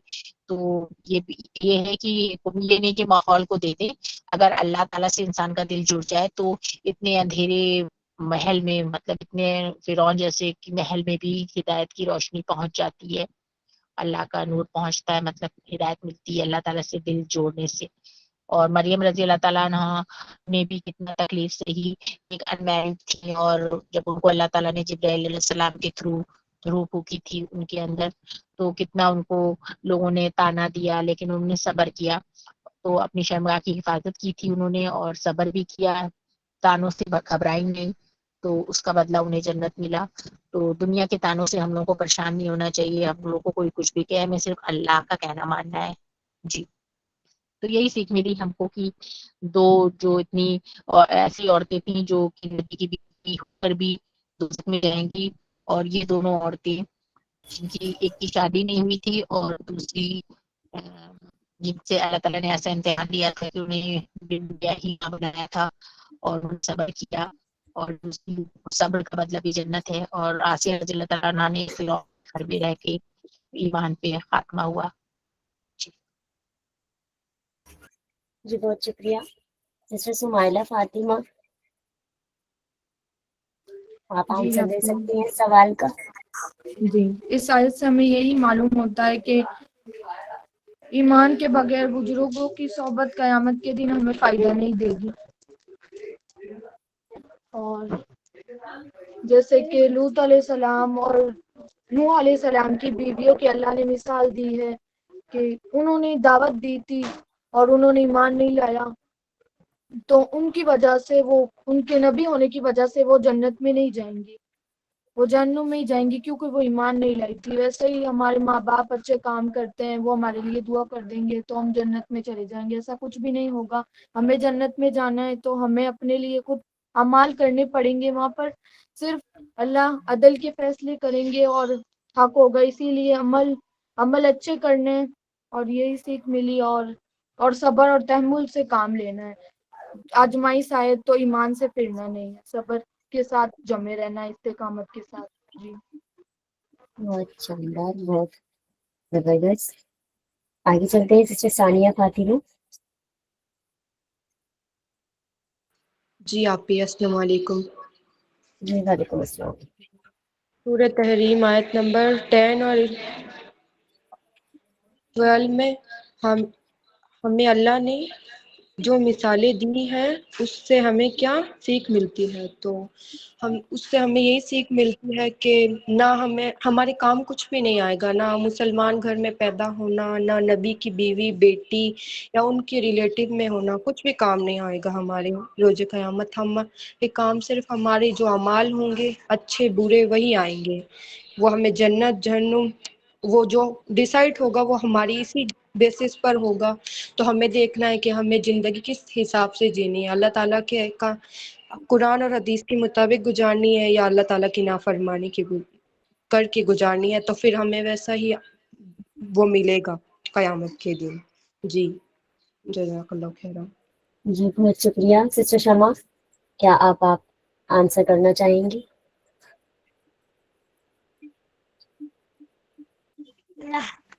جی آپ ہمیں ان آیتوں سے یہی ہمیں ہدایت ملی ہے کہ جو نوح علیہ السلام اور لوط علیہ السلام کی بیوی تھی، وہ نبیوں کی بیوی ہونے کے بعد بھی وہ ایمان نہیں لائی تھی، وہ کافر رہیں. اور جو ہمیں بھی یہ سبق اس سے ملتا ہے کہ رشتہ اہم نہیں، کسی رشتے کی بیس پر ہمیں جنت نہیں ملے گی.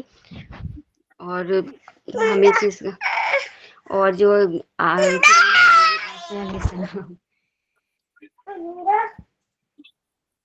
آسیہ علیہ السلام اور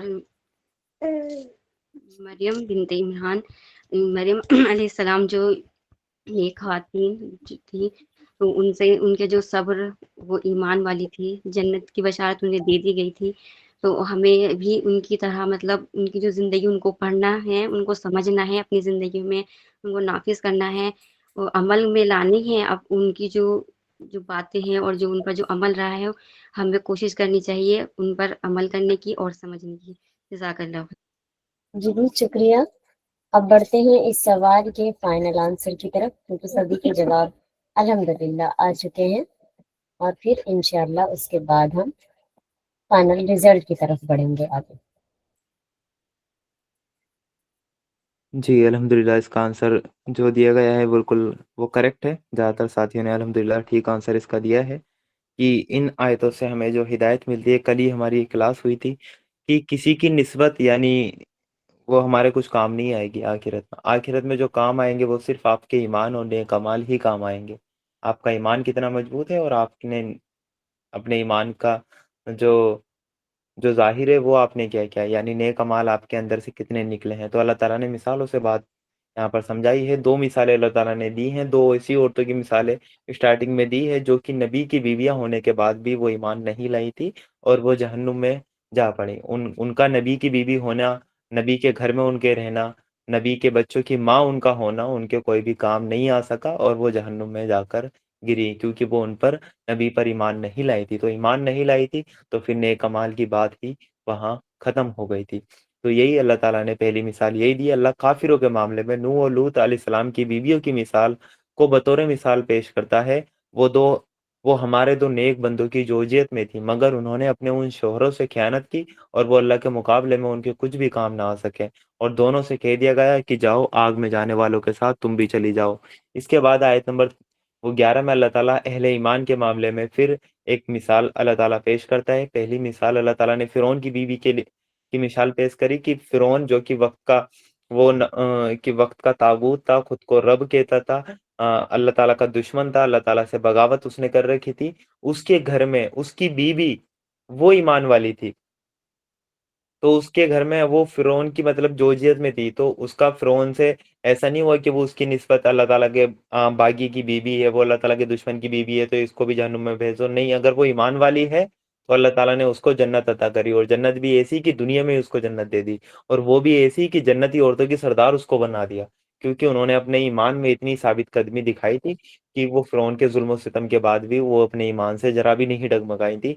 और उन्होंने जब ज़ुल्म सितम वो बर्दाश्त कर रही थी तो उन्होंने अपने रब से दुआ की थी कि अल्लाह ताला मेरे लिए जन्नत में एक घर बना दे और मुझे इस फ़िरौन से और उसके अमल से बचा ले और जालिम कौम से मुझको नजात दे। तो अल्लाह ताला ने उसको दुनिया में ही वो जन्नत दिखा दी थी जहाँ उसका मकाम था, जो उसका घर था। उनकी दुआ कबूल की और उनको घर दिखा दिया था। और जब आसिया अलैहिस्सलाम इस दुनिया से रुखसत हुई तो रुखसत होने से, रूह कब्ज़ होने से पहले जब उन्होंने जन्नत में अपना घर देख लिया तो उनके चेहरे पे इस्माइल थी। यानी इतना जुल्म सितम बर्दाश्त करने के बाद भी उनके दोनों हाथों पर कीलें ठोक दी गई हैं, उनके पैरों पर कीलें ठोक दी गई हैं, धूप में उनको रखा जाता था और उन पर जुल्म सितम वो किया जाता था। सिर्फ़ एक ही रीज़न था वो जुल्म करने का कि आप ईमान का रास्ता छोड़ दें और कुफ्र के रास्ते पर आ जाएँ, लेकिन उन्होंने साबित कदमी दिखाई तो उनका ईमान उनके लिए फ़ायदेमंद है। तो यानी किसी की निस्बत कुछ काम नहीं आएगी।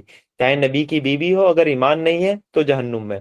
अगर तुम एक बागी की बीवी मतलब बीवी हो, अगर ईमान तुम्हारे अंदर है तो तुम कामयाब हो। अल्लाह ताला ने ये मिसाल दी है। इसके बाद अल्लाह ताला ने एक और मिसाल आयत नंबर 12 में दी थी, वो की है मरियम बिनते इमरान इमरान की, यानी इमरान की बेटी मरियम की मिसाल अल्लाह ताला ने दी है, जिसने अपनी शर्मगाह की हिफाजत की थी। फिर हमने उसके अंदर अपनी तरफ से रूह फूंक दी और उसने अपने रब के फरमानों और उसकी किताबों की तस्दीक की और वो इताअतगुज़ार लोगों में से थी। यानी मरियम अ, बिनते इमरान के बारे में जो डिस्कशन है वो यही था कि उन्हें अल्लाह ताला ने बिना शौहर के उन्हें औलाद अता करी थी, जो कि उनके लिए आजमाइश थी और उन्होंने उस आजमाइश में साबित कदमी दिखाई थी। वो नेक थी, वो परहेज़गार थी और अल्लाह ताला के हर हुक्म पे वो लब्बैक कहने वाली थी, इताअतगुज़ार थी। चाहे कैसी भी कंडीशन हो, उनको पता था पूरा मुआशरा, पूरा समाज मेरे खिलाफ हो जाएगा, फिर भी उन्होंने अल्लाह ताला के हुक्म को नहीं छोड़ा और इताअत और की फरमाबरदारी में उन्होंने कोई कसर नहीं छोड़ी। तो अल्लाह ताला ने फिर उनकी मिसाल हमारे सामने पेश करी और मरियम बिनते इमरान अ, इनकी भी इतनी अल्लाह ताला ने सख्त इम्तिहान लिए जिसमें इन्होंने पास किया उन इम्तिहान को और इनके लिए भी अल्लाह ताला ने जन्नत रखी है। और जन्नत में जन्नती औरतों की जो सरदार होंगी उनमें से एक ये होंगी मरियम अलैहिस्सलाम, ईसा अलैहिस्सलाम की वालिदा। तो इनका भी बड़ा मकाम और मर्तबा अल्लाह ताला ने रखा है। तो ये मिसालों के ज़रिए अल्लाह ताला ने हमें यही बात बताई है कि किसी की निस्बत हमारे कुछ काम नहीं आएँगी। काम आएँगे तो आपके ईमान और नेक अमाल। यही 2 चीज़ें आपके काम आने वाली हैं। आप मुसलमान घर मतलब कि घराने में अगर पैदा हो गए तो ये ना सोचिएगा कि हम जन्नती हैं। जन्नत हमारे बाप की है, वो जन्नत में हम जाकर ही रहेंगे। हम तो मुसलमान हैं, हम तो जन्नत में मतलब जाएँगे, जहन्नुम तो काफ़िरों के लिए बनी है। नहीं, अगर आपके अंदर ईमान नहीं है, अगर आपने नेक अमल नहीं किए, तो जहन्नुम का ईंधन आप बन जाओगे। यही इन आयतों से, इन मिसालों से अल्लाह ताला ने हमें यही हिदायत दी है अहले ईमान को। तो अल्लाह ताला इन पर हमें अमल करने की भी तौफ़ीक अता करे। जज़ाकल्लाहु खैरन कसीरा। जी, बहुत शानदार।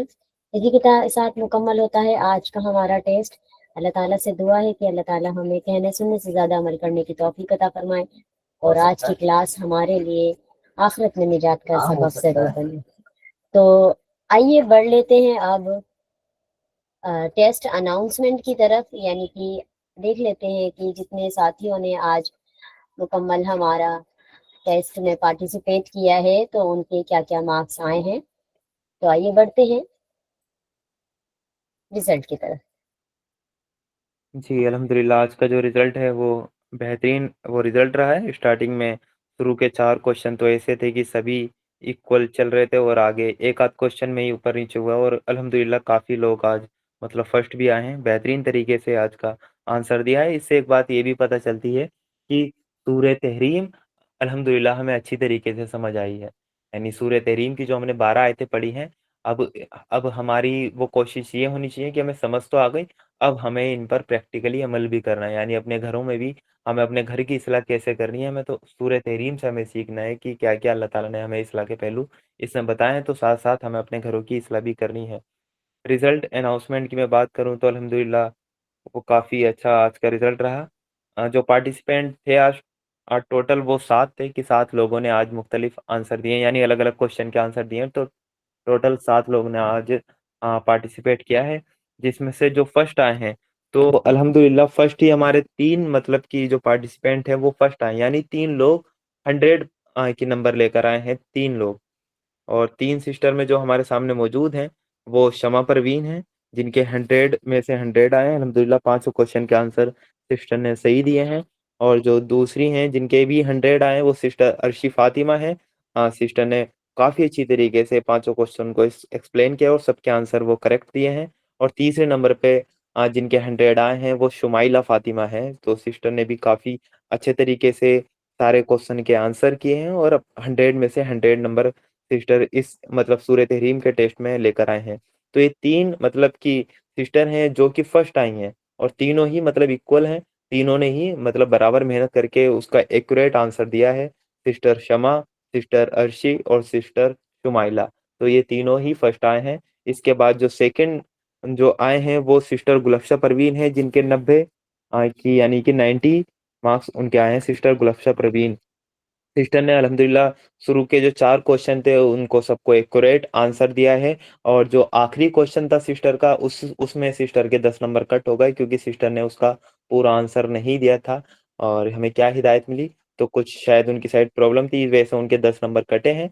और सिस्टर गुलफ्शा हर बार मतलब फर्स्ट आती हैं, लेकिन इस बार वो आखिरी जो क्वेश्चन था उसमें थोड़ा उनसे चूक हो गई, इसलिए इनके 90 नंबर रहेगा और अल्हम्दुलिल्लाह सिस्टर सेकंड आए हैं। और जो थर्ड हमारे सामने मौजूद हैं वो सिस्टर सानिया फातिमा हैं, जिन्होंने अच्छी तरीके से अल्हम्दुलिल्लाह 4 क्वेश्चन के आंसर दिए और चारों के अल्हम्दुलिल्लाह ठीक आंसर दिए। तो जिसकी वजह से उनके 4 क्वेश्चन के 80 नंबर सिस्टर को दिए गए हैं। जो सिस्टर ने सेकंड क्वेश्चन है उसका आंसर ही सिस्टर ने नहीं किया, इस वजह से सिस्टर के 80 नंबर रहेगा, इस वजह से सिस्टर थर्ड आई हैं। फोर्थ नंबर पे जो सिस्टर आई हैं वो अफजल पाटिल की आईडी की अ, वो आईडी से सिस्टर थी। सिस्टर के 60 नंबर अल्हम्दुलिल्लाह आए हैं। सिस्टर ने पहला और जो तीसरा क्वेश्चन है उसका एक्यूरेट आंसर दिया है और सेकंड और जो फोर्थ क्वेश्चन है उसका आंसर सिस्टर ने हाफ दिया, यानी पूरी तरह उसका आंसर नहीं दिया है। इस वजह से उनके इन 2 क्वेश्चन में नंबर कटे हैं। और सिस्टर ने 5वां क्वेश्चन अटेंड ही नहीं किया, जिसकी वजह से 5वें क्वेश्चन के पूरे मार्क्स ही सिस्टर के वो कट चुके हैं। तो इसलिए जो ये फोर्थ रही है सिस्टर अफजल पाटिल की आईडी से थी और 60 नंबर इनके रहे हैं। और 5वें नंबर पे जो रहे हैं वो हमारी सिस्टर तबस्सुम काजी हैं, जिनके 14 के मार्क्स आए हैं। सिस्टर ने 2 ही क्वेश्चन के आंसर दिए हैं, फर्स्ट और थर्ड वाले के, और दोनों के आंसर सिस्टर ने ठीक दिए हैं, एक्यूरेट दिए हैं। बाकी के 3 क्वेश्चन सिस्टर ने अटेंड ही नहीं किए हैं, जिसकी वजह से सिस्टर के 40 मार्क्स आए हैं। और अल्हम्दुलिल्लाह कि दोनों क्वेश्चन के आंसर सिस्टर ने बेहतरीन तरीके से दिए थे। तो ये आज के मतलब पार्टिसिपेंट थे कि 7 लोगों ने आज पार्टिसिपेट किया आज के टेस्ट में। और सबके जो रिजल्ट हैं, सबके जो के मार्क्स हैं वो अल्हम्दुलिल्लाह काफ़ी अच्छे हैं। इसको देखकर अंदाज़ा होता है कि वो कितने अच्छे तरीके से इन्हें सूरह तहरीम समझ आई है। और बस अब हमें कोशिश ये करनी है कि हमें इस पे इंशाअल्लाह अमल भी हमें इसमें करना है। बाकी अगला जो हमारा चैप्टर वो शुरू होगा वो कल से होगा। सूरह बनी इसराइल की हम आयतें डिस्कस करेंगे इंशाल्लाह, आयत नंबर 23 से लेके 40 तक। सूरह बनी इसराइल कुरान में 17 नंबर की सूरह है। तो इसको भी आप स्टार्टिंग से ही क्लास लीजिएगा, स्टार्टिंग से ही इस सूरह को हम ध्यान से समझेंगे ताकि हमें टेस्ट में भी हम ज़्यादा से ज़्यादा पार्टिसिपेट करें। तो पार्टिसिपेंट आज कम रहे हैं और बार के मुकाबले में, वरना हर बार हमारे 10 12 13 इतने लोग पार्टिसिपेट करते थे, लेकिन आज पार्टिसिपेट जो हैं वो कम रहे। तो इंशाल्लाह आप भी कोशिश वो कीजिएगा कि हम ज़्यादा से ज़्यादा पार्टिसिपेट करें वो टेस्ट में भी, और मुताला कुरान की क्लास में अपना हम पॉइंट ऑफ व्यू भी रखें। जज़ाकल्लाहु खैरन कसीरा।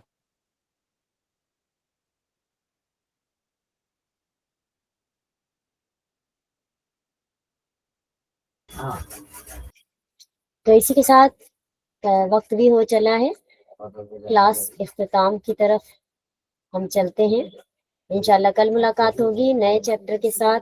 आप लोगों से गुजारिश है कि सभी क्लासेस पाबंदी से ज्वाइन कीजिए, अटेंडेंस पाबंदी से लगाइए, और इस कुरान क्लास की, इस अकेडमी की दावत बाकी लोगों तक भी पहुंचाइए। जो भी पोस्टर आप लोगों तक पहुंचते हैं उनको आगे शेयर करना बिल्कुल ना भूलें। ये भी एक तरीके का सदका जारिया है।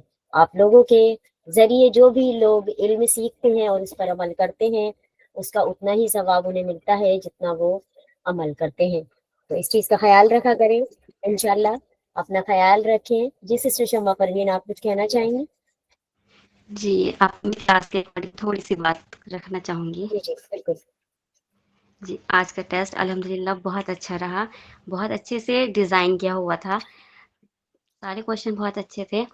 और जो हम एकेडमी के मुताला कुरान क्लास में हम जो क्लास लेते हैं और पढ़ रहे हैं, समझ रहे हैं, अल्हम्दुलिल्लाह अच्छे से समझ आ रहा है। और جو ہم کوشش کر رہے ہیں اس کا رزلٹ بھی ہمارے سامنے ہے، اور اللہ تعالیٰ ہماری کوششوں کو کامیاب بھی کر رہا ہے، جو کہ ہمیں نظر بھی آ رہا ہے۔ الحمدللہ، بس اتنا ہی بولنا تھا۔ جی بہت شکریہ اپنے دل کی بات ہمارے ساتھ شیئر کرنے کی۔ اللہ تعالیٰ آپ کو اس کی جزائے خیر دے اور آپ کے جذبے کو اسی طرح برقرار بنائے رکھے، اور آپ کے جذبے کو دیکھ کر باقی لوگ بھی آپ کی طرح آپ سے انسپریشن حاصل کریں۔ انشاءاللہ اپنا ہم ملاقات ہوگی اب ہماری کل نئے چیپٹر کے ساتھ۔ اپنا خیال رکھیں بہت سارا، اللہ تعالیٰ کے احکاموں کا خیال رکھنا بالکل نہ بھولیں۔ سبحانک اللہم و بحمدک، نشہد ان لا الہ الا انت، نستغفرک و نتوب الیک۔ سبحان ربک رب العزت عما یصفون وسلام علی المرسلین۔ السلام علیکم ورحمۃ اللہ وبرکاتہ۔ وعلیکم السلام۔